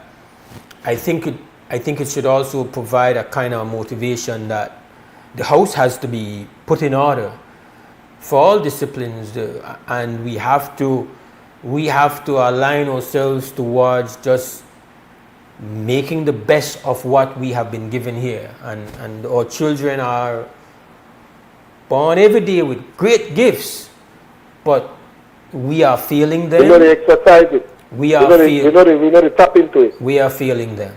And so Look at tell you this tomorrow. Yes, sir. Years ago, when the present Deputy Prime Minister was Minister of Finance, my friend Mr. Gabriel deceased, Eustain, and I put a program together and presented it to him. Halfway through the presentation, the man tell me, we the talk to the converted. Just send your budget, blah, blah, and here, okay, everything. We started the program, and you know, Billy's going to shuffle, Prime Minister shuffle ministers, one new minister of sports. You know, they found that. So that program gets scrapped. Anyway, all right, we continue to do we thing. And some of the people that we develop programs still never believe. But me no hear nobody pick me up to put me in a nowhere. Fred Garcia, it's a huge stain. Then the part of the team we put together forgot the lead boy from 2008, they represent Belize and they win medal. But we're part in there. No way in a sports. But who they got there? Now like you say, the people when they put there, they got any papelina or anything. I'd be real with it. Because every other country, you look and go Google a thing. And for the mini, the coaches, they got certificate. The managers, they got certificate. They got paper in and where they know what they do. They know they guess nothing. They know a political job. They want a job to develop their picnic. Simple as that. Because that's how they look for it. They don't want a job to say, oh, we go in front of the camera where I smile up and talk big and I got a lot to say, but the outcome is nothing. Just like we continue to happen, I believe. But we easy to criticize. When we take that step, when we pass step 1, we pass step 2, and we go play against bigger people and take 196, we're ready for criticize. But not criticize then. I used to be a cyclist. Everybody want to support me the day before cross country. What do I need? I don't need nothing then. I don't need nothing the day before the race. I need it the October before the April. Because I need to get ready for the race. So the day of the tournament, we don't need nothing because we don't prepare a long time. The preparation has to happen the year before the tournament. Not during the tournament, we are supporting now. No, man. We need to start plan proper. All right, my brother. I got to go to a break, but give thanks to the callers. But anyway, thanks for the time, man. And like I say, you know, this is not me, but I have to kind of defend, man. Because people put in work and people deserve to get recognized. Respect. Better right there, right there. Better could testify. Handle Mose. Yes, I. Yeah, man. This is WB. We take a break. We'll be back. To earn V-Bucks, you must make purchases at any Benny's locations or its entities near you. The more you spend, the more you earn. You also get double the V-Bucks on promotional days. Multiple purchases completed in a single day cannot be combined and will be considered separately. Benny's is committed to offering you competitive prices on all your purchases. No value is added with V-Bucks. To learn more, visit our website at www.vbucks.bz. Remember, loyalty is always rewarding with V-Bucks. Brought to you by Benny's. Quality and savings. Let's take a journey through the core functions of the Social Security Board. It all starts with registering as an insured person, employer, or self-employed individual. Sign up for a portal account to manage your Social Security information online. Just provide accurate information and click Create. This will give you access to a range of services and benefits. Next, your contribution, along with investments and other income, are collected and distributed into 3 funds. This ensures that the SSB fund is securely utilized to support various benefit programs. The SSB is committed to providing essential benefits such as sickness, maternity, injury, and pension. These benefits are paid out to eligible individuals as a part of the Social Security coverage. We help you navigate through life's challenges with financial security. Annual surplus accumulates to grow the fund each year. This surplus is invested into various industries, contributing to the growth and development of our nation. With each passing year, the fund continues to grow. Due to the annual surplus, and interest revenue earned from prudent investments. This surplus, along with reserves, helps to bolster the SSB fund and provide a safety net for those in need. We've arrived at the end of our journey to better understanding how the SSB works. We remain committed to serving you and building a secure future for all Belizeans. The biggest business event of the year is back and better than ever. The Expo Belize Marketplace 2025. Mark your calendars and join us on September 13th and 14th at the Marion Jones Sporting Complex in Belize City. Don't miss your chance to explore hundreds of local businesses showcasing the very best in local products and services. From unbeatable deals and mouth-watering food and drinks to live entertainment that'll keep you moving. The Expo Belize Marketplace has it all. Whether you're shopping, discovering what's new on the market, or just enjoying the vibes, there's definitely something for everyone. So come on out and celebrate 29 years of Belizean innovation at the Expo Belize Marketplace 2025. See you there. Whether you are a busy person or stuck in traffic or having an adverse or very demanding circumstance, tension builds up, causing you to be stressed out. Stress attacks everyone, anytime, any age. And stress is a killer. Palm City? It's best to be alive than dead. So visit Freetown Drugstore to get options to relieve stress and to relax your mind. Yes, sir. What can I do for you today? I'm so stressed out. Okay, I'm saying help you right now. When I this daily, for 10 days, I am good after that, okay? Okay. Freetown Drugstore, 28 Freetown Road, where you are better off alive than dead. Freetown Drugstore, telephone 223-2876. Planning a trip to Belize? Here's how to complete your I Declare Arrival form in 5 easy steps. Step 1. Visit belizetravel.immigration.gov.bz. Step 2. Select the appropriate forms for arrivals. Choose Arriving to Belize. Step 3. Provide your origin trip details, including your departure airport and country of residence. Step 4. Carefully complete the immigration form. Add dependents if necessary. Declare baggage, currency, and merchandise, and confirm your entries are correct. Step 5. Download your completed form and take a screenshot of your QR code and reference ID to present to the immigration officer. Thank you for using Belize iTravel. Safe journey.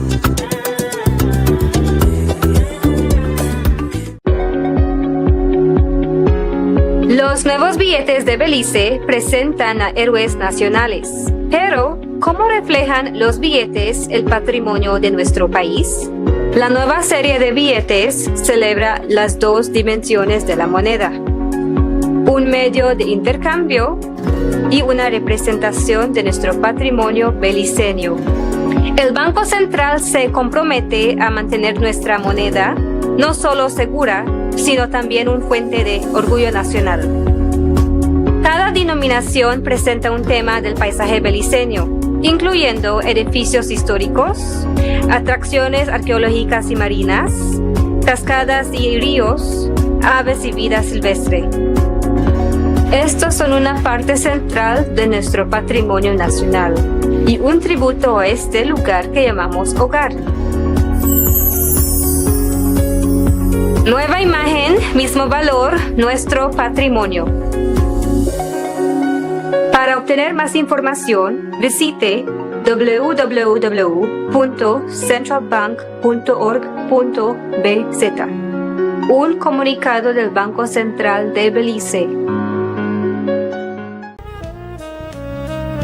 Amandala is now online. You can now access Amandala's midweek and weekend issues online by logging on to our website at amandala.com.bz/news and joining our membership portal today. There's 5 easy steps to get unlimited access to weekly e-paper, archive publications, and a host of other exclusive contents. Number 1, go to Amandala's website. Number 2, navigate to subscribed areas. Number 3, choose a membership level. Number 4, check out using our secured portal. Number 5, log into the members only section. Telephone numbers 501-280-4703 or 202-4477. Fax us at 501-222-4702, or you could email at amandalapress@yahoo.com or amandalapress@gmail.com. Amandala, all power to the people.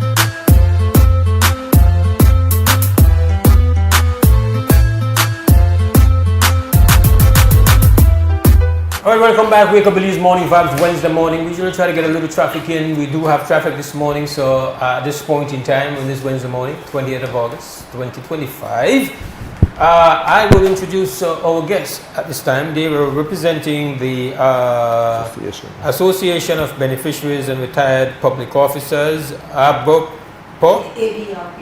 Okay, ABRPO. We have with us the interim vice president of the association, Mrs. Elizabeth Castillo, and we have the president, no stranger to the WUB, Brother Hubert Enriquez is here. He's the president. We got to say good morning. Good seeing you, Brother Hubert. Yes, good to see you too, Arroz. Good to be here. I mean, I'm obviously not pleased that it's on the same outstanding matter, which seems to be stuck in a mud. Stuck in a big mud. Stuck in a big mud. Yes, yes. This is a problem. What, 30 years in the making? And you've been here. You've explained this, but just kind of before we move on, just give me a synopsis of how we got to this point where the only time we get you on the WB now is to discuss this matter. Like I put that, but I was. Well, it's the facts, no? Yes, yes, yes. Well, I want to say first of all, it's a pleasure to be here. Thanks for inviting us to your program and to accept our request for coming to the program. Also, I want to, say hi to all your listeners out there, and to the many beneficiaries who I'm certain are tuning into your program to hear what's happening. But we're here now because you would have known that based on our agitation over the years, we got to the point where the government was able to follow some of the recommendations we have made to them in terms of appointing a protector for the trust. What had happened before is that, based on the previous court case, it was resolved that in fact the settler of the trust is really the government, as a result of which the government, as a settler, is able to name a protector for the court case, and they have done so. The problem really is that, despite the fact that that has happened, nothing has happened for protectors, nothing consequential has happened. And so it's almost a year since he's been appointed. October 12th will be 1 year. And we've met with him several times, discussed. We had one major meeting with him and other parties. But really and truly, to get the work done, we haven't seen that there's much, and there's much to do. Was like, for instance, one of the biggest issues really is to get a very clear list of beneficiaries. At the time that the trust was dissolved, at the time that the increment freeze was promulgated, there were like some 6,000 persons who were on lists who were public officers at that time. But for some reason, the list needs to be sanitized, and it requires a process, because I myself was at that time in public service. I note that in fact my name is not on the list. And I've deliberately not gone to clarify it because I want to see how long it's going to take for them to be able to establish a proper list. And so there's some work to be done.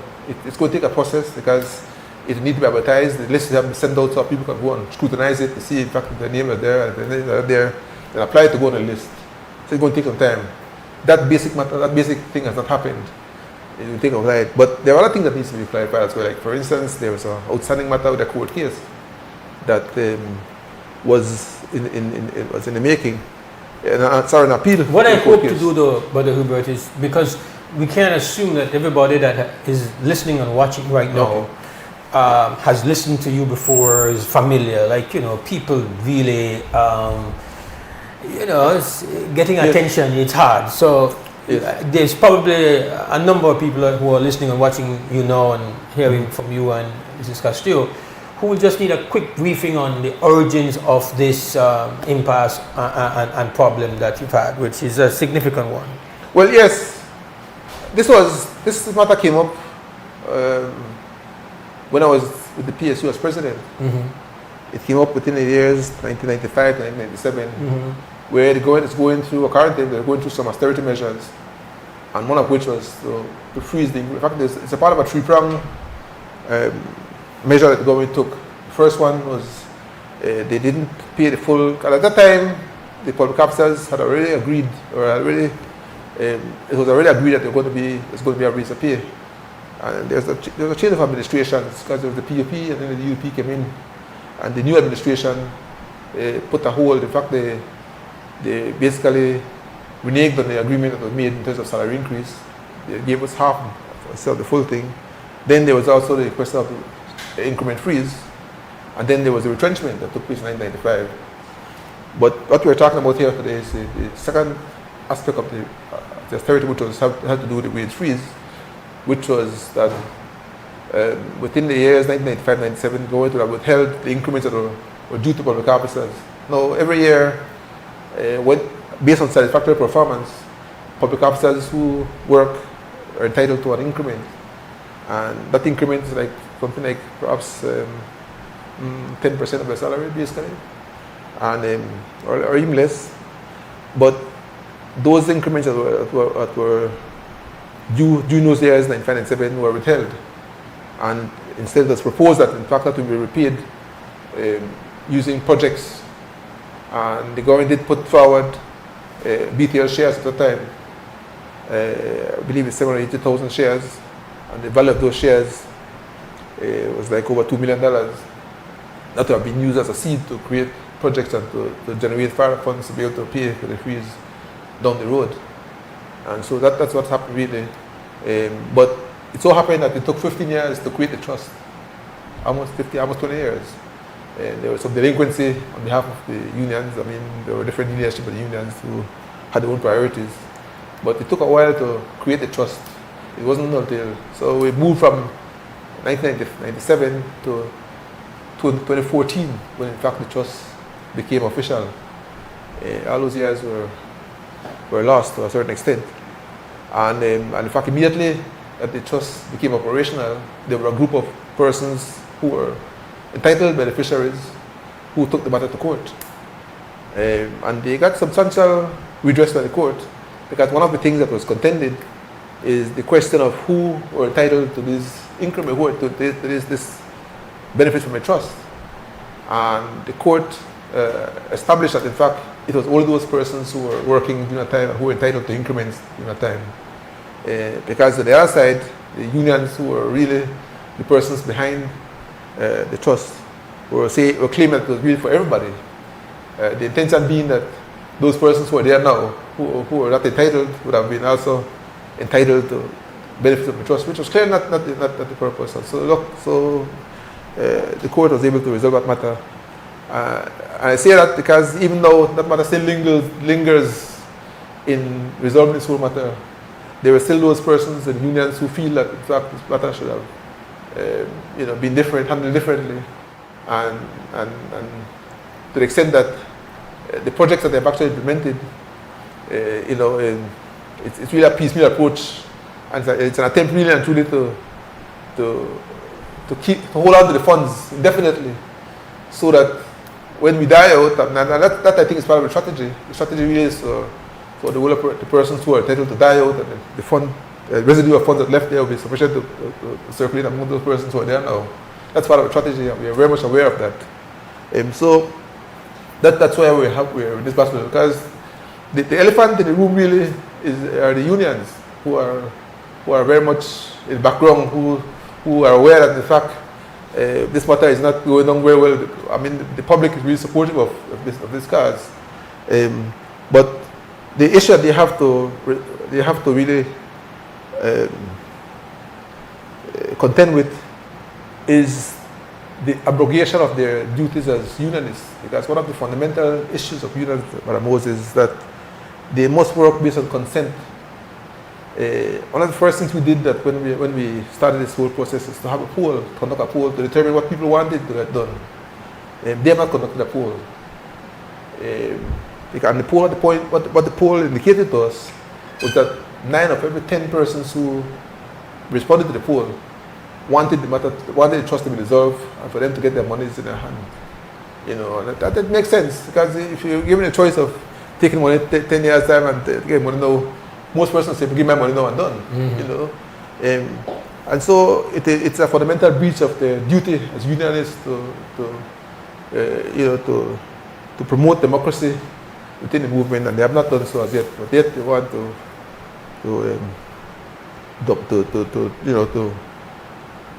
make these demands, and But so that's where we are in terms of background, Madam Mose.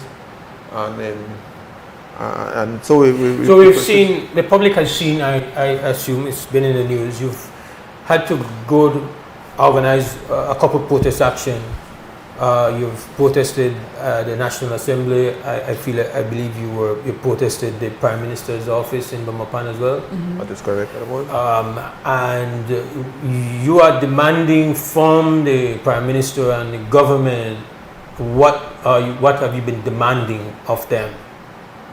Well, as I said, as a result of our protest action and the government's commitment that they want to dissolve the trust as well, we had submitted to them a document which outlined what we saw as the process to get the trust terminated. One of which was a recommendation to appoint a protector for the trust. And they went ahead and did that. But now that the protector has been appointed, he has refused to act the way in which he should act as a protector. Like, for instance, there are several things to be done. You know, for instance, I said the list of beneficiaries is one of those things. The matter of the outstanding appeal, the question of those persons who would pass away, what happened to the beneficiaries of those persons who passed away. You know, several things that could be done even now that even before the trust is actually determined, and they're not been done. You know, so our appeal now is simply get the protector to act. Why is he not acting? He's been appointed for a year now. Why is he not why is he not doing what he should be doing to enable this process to happen when it's happening? Okay. So, Mrs. Castillo, what are now the options that are on the table for the association? You've spent, I imagine, some resources in the courts. You've organized protests. What do you now see as you've had this protector put in place? Do you say, listen, if this doesn't happen now, then we'll have to go back to the courts to say once again approach compelling that protector to start doing what he or she's supposed to do? Okay, good morning and thank you so much for having us. And good morning to our listeners, especially our fellow beneficiaries. As Hubert has pointed out, several things has been done. Most of all, one of the most concrete things that has been done is that when we protested in Belmopan in 2022 and 2023, the Prime Minister came down personally. It's recorded on national TV.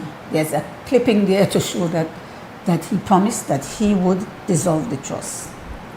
We were very happy and we thank him for that. And as Hubert said, we have had meetings with them.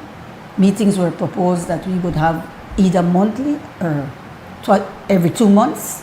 We have only had 3 meetings over a year ago. We've had very cordial meetings with them.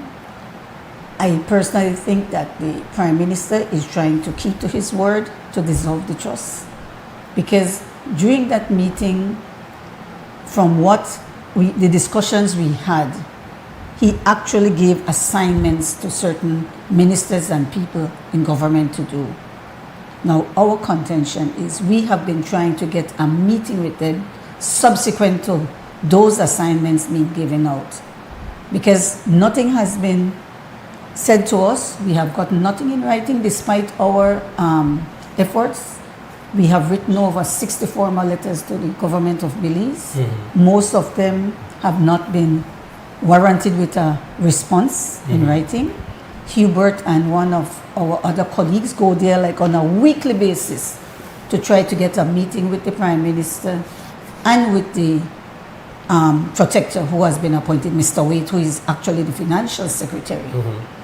And we want to know where we are because we ourselves don't know.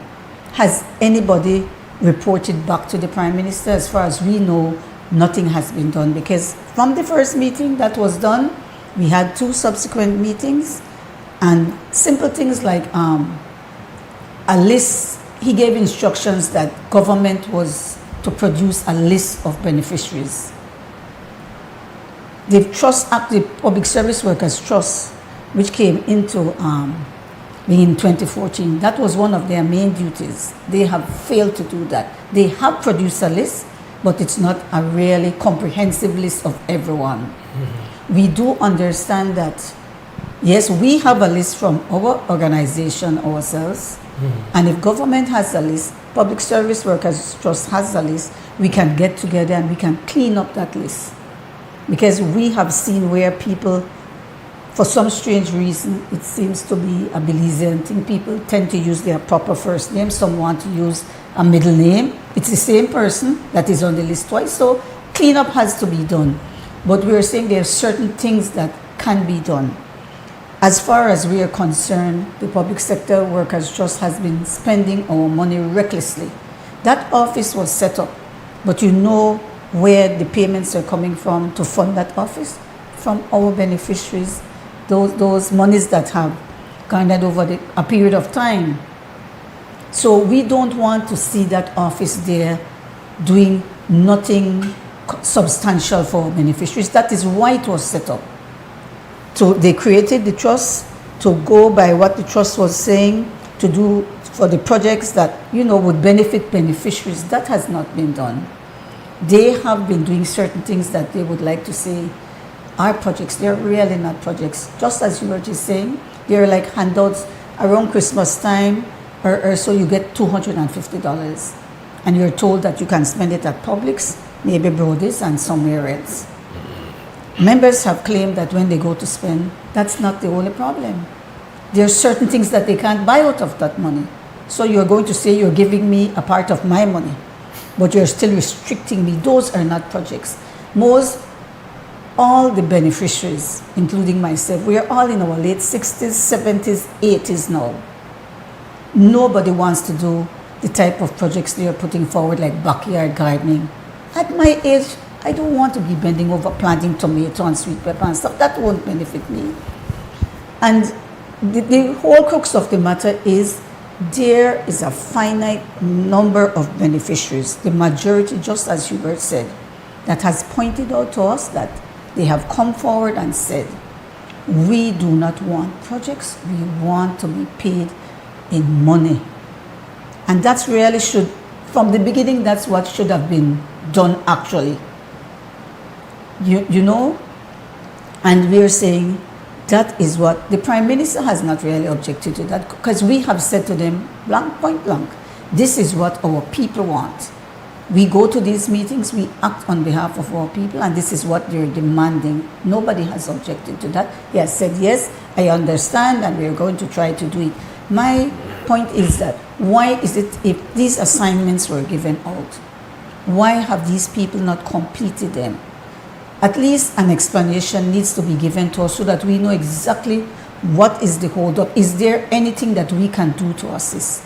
Each and every time we go to a meeting, we put forward and we tell them that we are here, it's our interest. We have a group of people who, if the Prime Minister asks us tomorrow to go over records, to go into that office, the Public Service Workers Trust, to assist Mr. Wade, the protector, we have a group of people who are ready and willing and waiting, because our beneficiaries have been dying. It's like every week, Mose, we have a beneficiary dying. We just had one of our beneficiaries, the gentleman, right, Turo, as we know him in the public service. He was a member of government. He was a beneficiary. And every time we hear beneficiaries are dying, none of us will be here forever. And we are saying, the courts have clearly said, it's only those of us who have been affected from 95 to 97 that should benefit. We cannot have somebody that was not even born yet, but is now in the public service benefiting. How come that person will get any benefits? Totally ridiculous, but we're saying action. There's certain things that the protector can go ahead and do. Stop this reckless spending. Let us start examining records so that by the time other things are put in place and this court case that is there is concluded, we can go full steam ahead. We'll take a break. We'll come back. We'll hear recent updates. You were saying that you were on another show and the Prime Minister is saying that the matter is solved. We'll hear your comments on that. President and Vice President of the Association of Beneficiaries and Retired Public Officers. We'll be right back.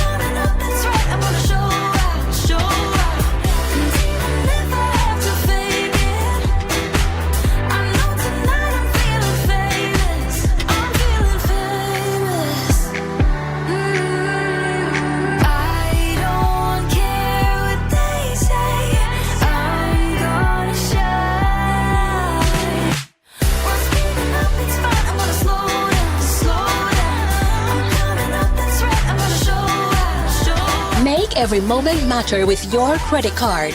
More transactions, more chances to win cash back. You can be one of 4 monthly winners. Get a chance to win cash back with every purchase of $100 or more. For more information, visit www.atlabank.com. Atlantic Bank, building the future together. Nando's Wholesale is your market leader in Belize's wholesale industry when it comes to high-quality products at the most reasonable and competitive prices. With over 40 years in the wholesale business, Nando's Wholesale embraces the partnership of the hotel industry in Belize by providing world-renowned brands in wines, seasonings, condiments, and cleaners in industrial sizes, as well as small and large kitchen appliances and equipment. Nando's also takes pride in providing one of the quietest and most durable air conditioning systems in Belize with technical support and spare parts. Nando's Wholesale. Professional, reliable, effective, and prompt. Nando's Wholesale always delivers. Visit us at www.nandos.bz or send an email to nandos@nandos.bz. Or, even better yet, give us a call today at 222-500 or 280-8080 to speak to one of our sales representatives today. How will you come from? How will you come from? We from St. Martin. We from St. Martin. Now where you come from? St. Martin's Festival happening September 7th. Then on the Sunday, I want to make sure I come up bring out the whole family. Alright people, this is Kenny Gladden representing for the St. Martin's Fest, September the 7th. Nobody will not miss this out because New Creation Band one day there with a lot of other people come in. Yo, you don't know this is your boy TR Shine and it's going to be the Martin's Fest right there from Mahogany Boulevard. Cremite, you don't know if you don't come out and it's We from St. Martin. We from St. Martin. Now where you come from?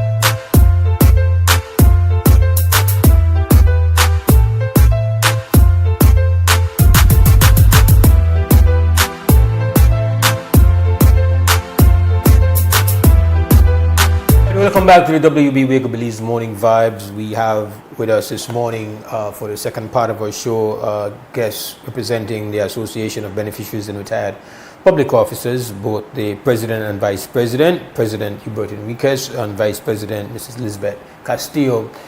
And so I guess what we do have to ask, as uncomfortable as it is, because the last time you were here, we ended up, as you mentioned during the break, with a very well-known unionist, I believe a former president, challenging the position of the trust or the position of your association in trying to get the money for your members. Right now, you say that this protector has been put in place. Is there evidence that the present leadership of the union is actively opposing this matter? We have heard statements that they have made. We have heard statements that were made by various persons, including ourselves. In fact, I did have a meeting with both the current president of PSU as well as Sharon Fraser, who was also in the meeting, and also Elena Smith, quite a while ago. It didn't go anywhere, really, because they were adamant that, in fact, they didn't want to discuss this whole matter. And I did subsequently made an appointment to speak with Barra Flowers, and we arranged a meeting. I did go to the meeting, and he was not present. He was out of the country when I went. So I know for a fact that they are certainly not happy that, in fact, this is taking a process, this point that it's going right now. And I know that there have been threats that they have made in terms of withdrawing from discussions. Because remember, there are several things taking place right now. Like, for instance, there's discussion on pension reform. There's a discussion on this whole transition from the tax services department. And there's some the unions have opposed. I think the PSL has opposed that matter. And I do believe that that is the reason why, to a great extent, we have not seen the kind of movement that government are committed to doing. Because, as you said, this whole question of ageism is here upon us, in the sense that I think they prefer to deal with those persons who are there now, as opposed to those persons who have. It reminds you of Animal Farm, where after your service, you do your service already, man, time to go to the gallows. They want to take you and finish you off, basically. And that's where I think we are right now, unfortunately. Is there a process where the monies are audited, all the accounts are audited, and it's up to date, and it's completely transparent and accountable at this point in time? Well, the Public Service Workers Trust actually is a group of trustees. They have an official office, and they have done financials for most of the years. I'm not so sure when the last financial was done, and they're most likely up to date. But as a member of this group, several of us have been to meetings they've had, or we have had meetings with ourselves, and we have examined those accounts. And there are very questionable claims in those accounts. We have, for example, loans being recommended to be written off. Earlier, when a loan scheme was run in 2015. Now, I absolutely cannot agree to that, because if you give a loan, there are several things that you do and that procedures that must be exhausted before you can declare that this is a bad debt that is really irrecoverable. And I'm not sure that that has been done. I doubt very much it was done. There are huge amount of monies being claimed for training. What kind of training would they be doing? They were set up just to create the projects and to make sure that we benefit from them. There's absolutely no training. Who were they training? So we have a feeling that they're hiding figures behind certain areas. So those are just like two of, and at the same time, we have people in those offices being paid. I understand they even have personal loan schemes there that they should not be having, because there's a procedure for everything. We are not confident that those procedures are being followed. But yes, they have provided audited financials. I have no problem with the auditors, Mose, because I can tell you, having worked for 37 and a half years in the public service at the tax department, an auditor can only produce from records that you provide to them. So if they can't do a magic wand. Maybe some do, I don't know, but I would not go as far as to say that. So I'm saying if the audit is saying this, then there must be records to match. And let us look at them to see if they're legitimate claims. So certainly we don't agree with that. We think that reckless spending is happening and everything is coming out of our funds. So that means that by the time this case is settled, it means less money for our people. Now the beneficiaries is a large group. Even though we don't have an exact figure, we have estimated that it can be anywhere between 8,000 and 9,000 beneficiaries. Because it covers a wide range. It's not only public officers, it's policemen, it's BDF, all these people, all the teachers from government aided schools, it covers a wide group of persons actually. So if that money keeps dwindling down, what are our people going to get by the time do you have a case where some people have just given up, like say, or do you find that all the members are still vigilantly committed to getting the funds? Most people are really committed. I would say a very high percentage. Now, on the other hand, we do have some members who want the fund, everything to be dissolved, but because these people come with these little red herrings and dangle it in front of them, some people have actually said, you know what, it's best I go and I get $200 rather than get nothing. Hubert and I and members of the executive and vast majority of our membership have not gone there because that's wrong. I cannot participate in something that I know that is wrong on principle that it's wrong. I do not condemn people for doing so most because to each his own, but we try to educate them, to let them understand. Don't let them have these little red herrings in front of you to entice you just to get these monies. But your need and my need are different. So I am very much aware of that. That people's needs may be that they need those little funds actually really come in handy for them. So I don't condemn any of the beneficiaries for that.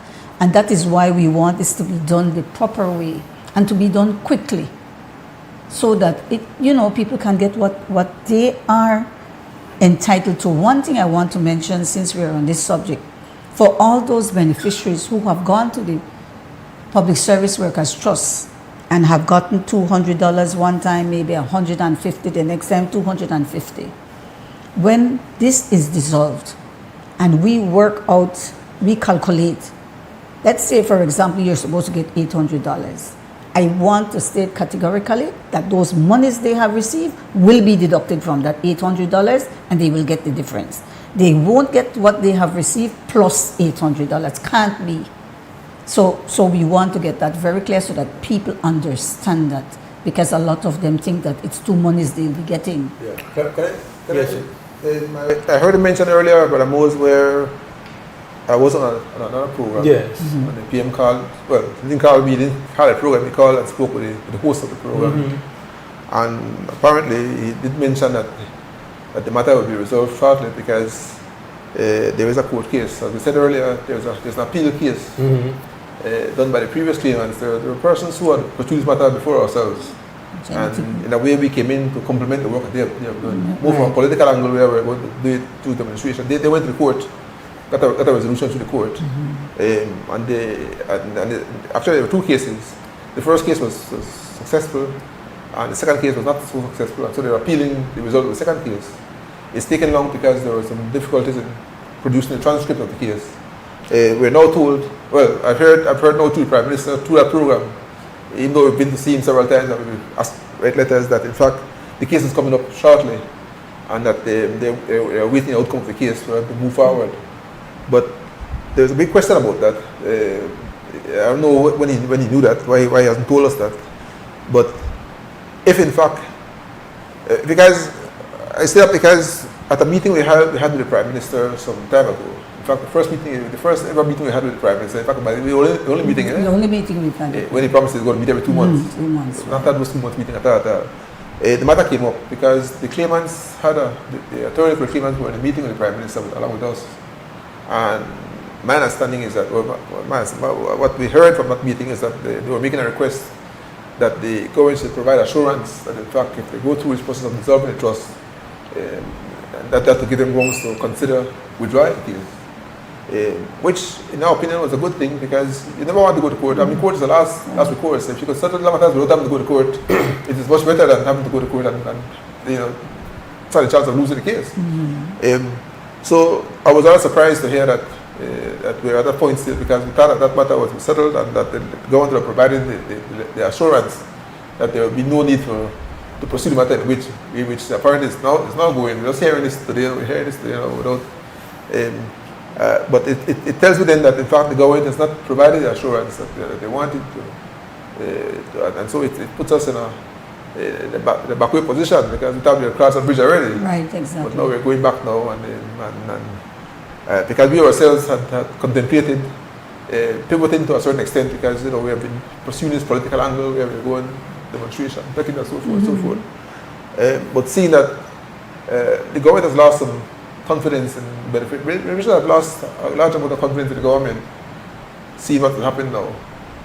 And so we were contemplating looking at a legal angle as well, in addition to political angle.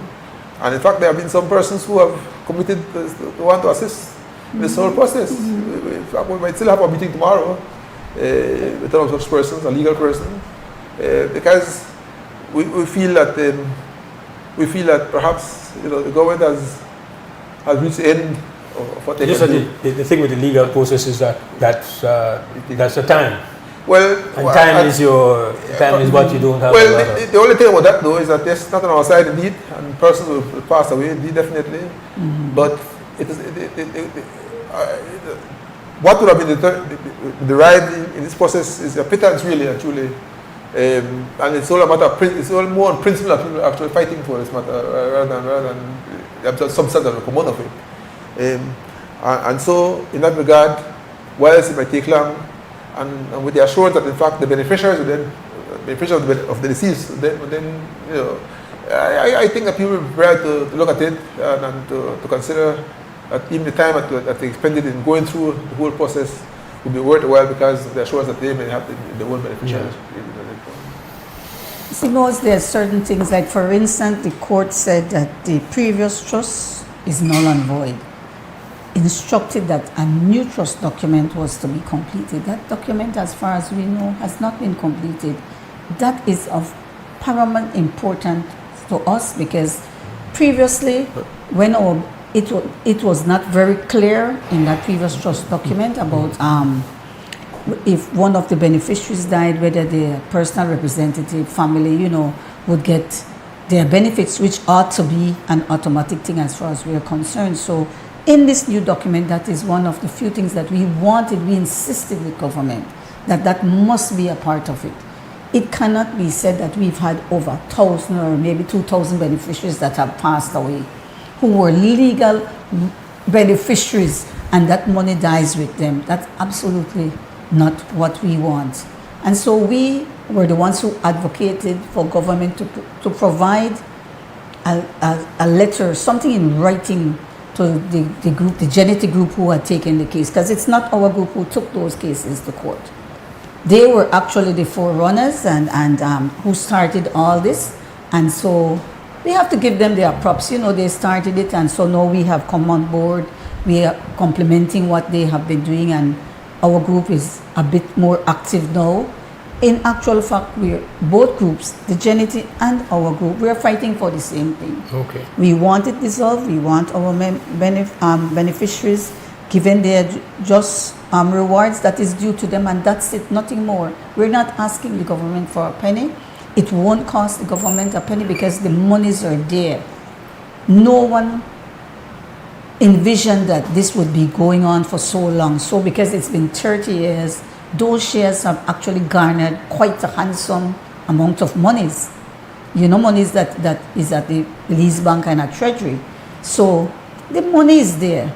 It's just all the necessary procedures to do it the proper and correct way that we want to get done, so that nobody can turn around and take us back to court, So we keep telling our beneficiaries, please be patient with us.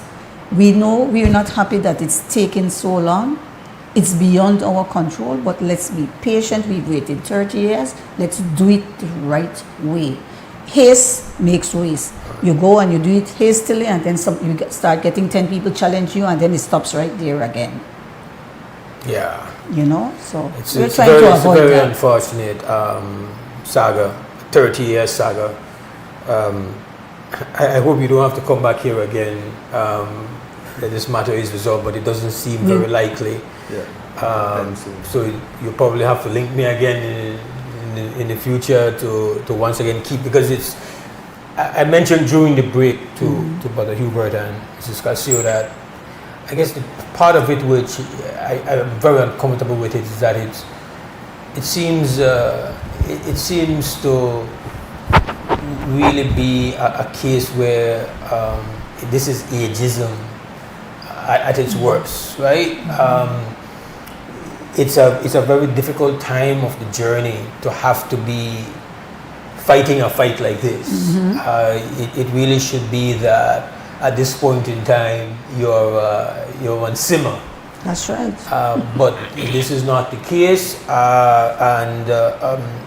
you know, I can see where while you guys are fighting as best you can, you know, it's not very likely that you'll be able to, you know, that 8,000 to 9,000 beneficiaries that you're thinking about 30 years ago would have had the kind of leverage to say, guess what, you know, we are, you know, be a bit more disruptive, have more energy, but you're not at that point in your journey.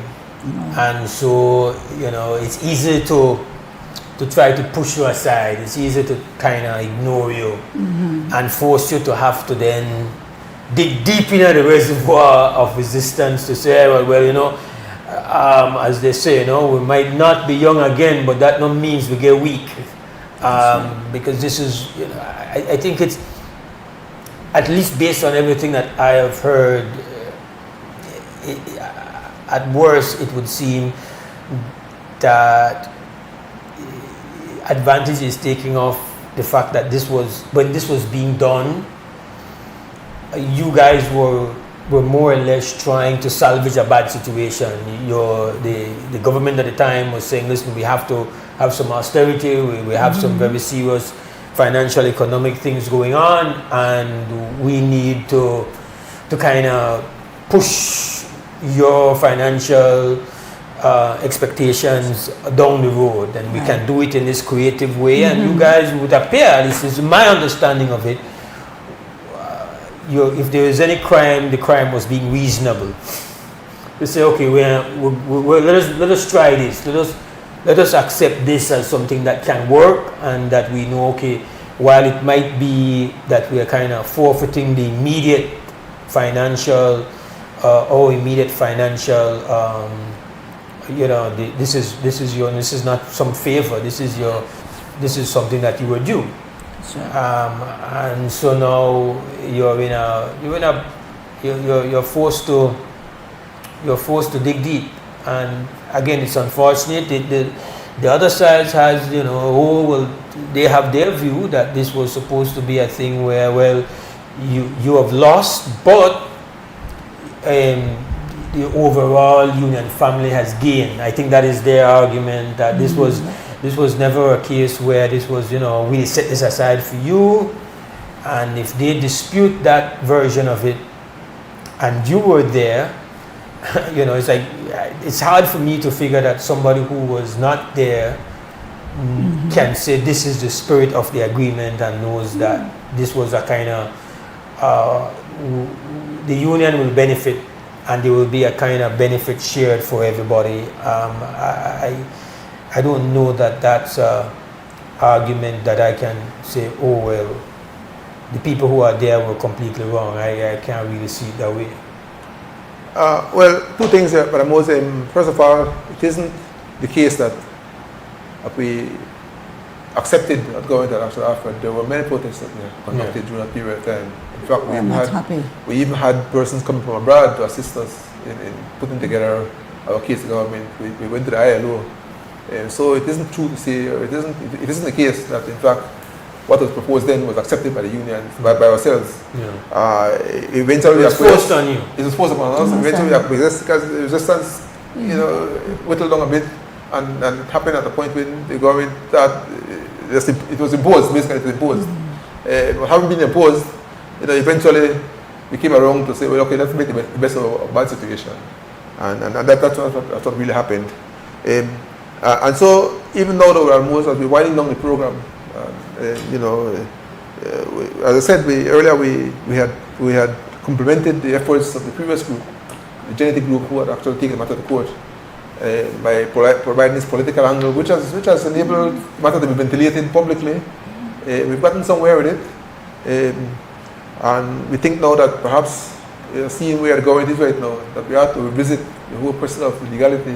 It will take some while. We need to go through a process of educating our beneficiaries that in fact, it won't necessarily happen as quickly as it happened. We need to question the government what really their intention is, because I don't understand why they want to go back to court now if in fact the intention is to resolve the matter and have it resolved. So we need a lot of questions we need to ask what this whole matter and get it resolved. But certainly, what we want to see is that this matter is resolved. We want and we feel we know where it might take long, but we are going to get what we think we deserve to get. Well, thank you both for coming. I'm out of time, actually over time.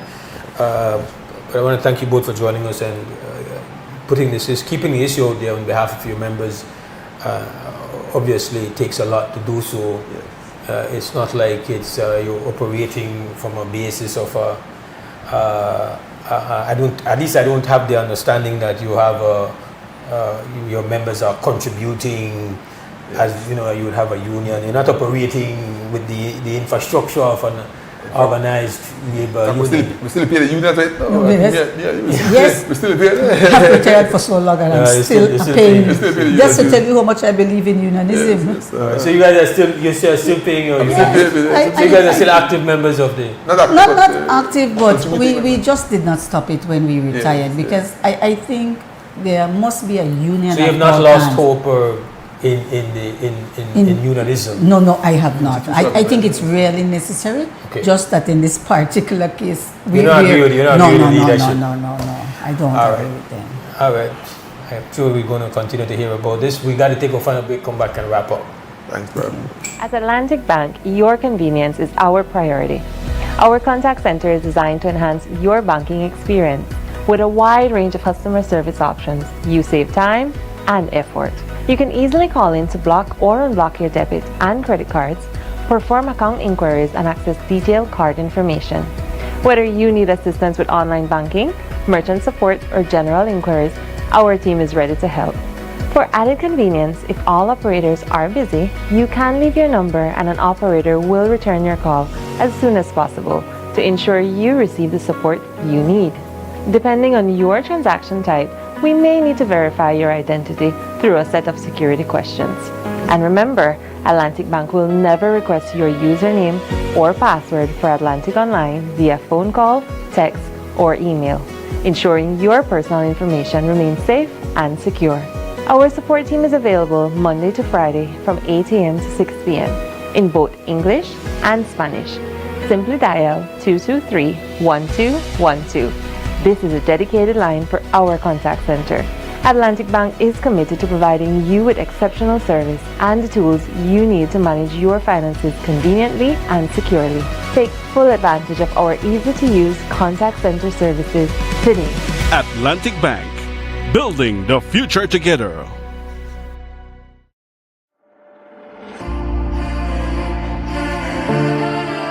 Use B-Bucks to purchase items at any Benny's location. Spend B-Bucks on items in-store after you have earned them. You can gift or transfer B-Bucks to another B-Bucks member or registered charity. To learn more, visit our website at www.bbucks.bz. Remember, loyalty is always rewarding with B-Bucks. Brought to you by Benny's. Quality and savings. Here's how to access your contribution history on the My Social Security portal. First, go to your browser and type ssbportal.org.bz. Enter your email and password, then click Log In. Once logged in, you'll see your full portal account on the screen. On the left-hand side, you'll notice a drop-down menu for added features. Click on History. Choose Contributions. Read the disclaimer, then click Continue. You'll now see a full window displaying your contribution history. In the table, each row represents a different year. For example, let's look at the year 2024. Click on the row and a detailed breakdown will appear. This breakdown includes your employer's name, your earnings for each month and week, contribution type, the amounts paid, and that's how you can explore the new contribution feature on the My Social Security portal. It's quick, easy, and keeps your Social Security information right at your fingertips. Create your account today. How will you come from? How will you come from? My youth? We from St. Martin, we from St. Martin, now where you come from? St. Martin's Festival happening September 7th. You know, the Sunday, I want to make sure I come up, bring out the whole family. Alright people, this is Kenny Gladden representing for the St. Martin's Fest, September the 7th. Nobody will not miss this out because New Creation Band one day there with a lot of other people come in. Yo, you don't know this is your boy TR Shine, and it's going to be the Martins Fest right there from Mahogany, Boulevard, Cremite. But you don't know if you don't come out, and it's we from St. Martin, we from St. Martin, now where you come from? Los nuevos billetes de Belice presentan a héroes nacionales. Pero, ¿cómo reflejan los billetes el patrimonio de nuestro país? La nueva serie de billetes celebra las dos dimensiones de la moneda, un medio de intercambio y una representación de nuestro patrimonio beliceño. El Banco Central se compromete a mantener nuestra moneda no solo segura, sino también una fuente de orgullo nacional. Cada denominación presenta un tema del paisaje beliceño, incluyendo edificios históricos, atracciones arqueológicas y marinas, cascadas y ríos, aves y vida silvestre. Estos son una parte central de nuestro patrimonio nacional y un tributo a este lugar que llamamos hogar. Nueva imagen, mismo valor, nuestro patrimonio. Para obtener más información, visite www.centralbank.org.bz. Un comunicado del Banco Central de Belice.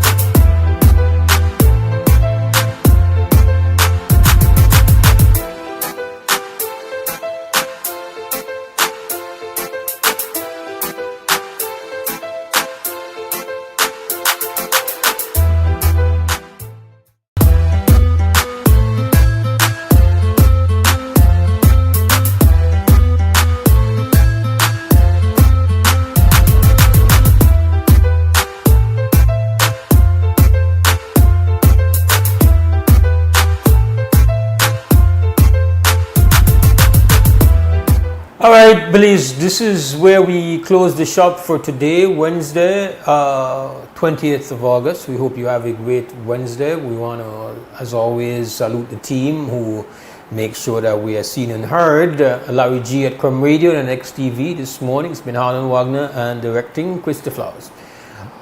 Have a great Wednesday. As always, stand strong, stand firm. For now, we're gone! Wake up, Billies, wake up, Billies. Everybody gotta put their time in. Wake up, Billies, wake up, Billies. Voice our opinion and place your calling. WB, get up, make every day count up. Wasted people, do your part, play around, get where you need to. You can tune in for work or in your vehicle. If you got a problem, pick up the phone. Why wait till the time? time calling is the show with no matter even if you're at home. Just calling. Double your bed. Wake up, Belize. Wake up, Belize.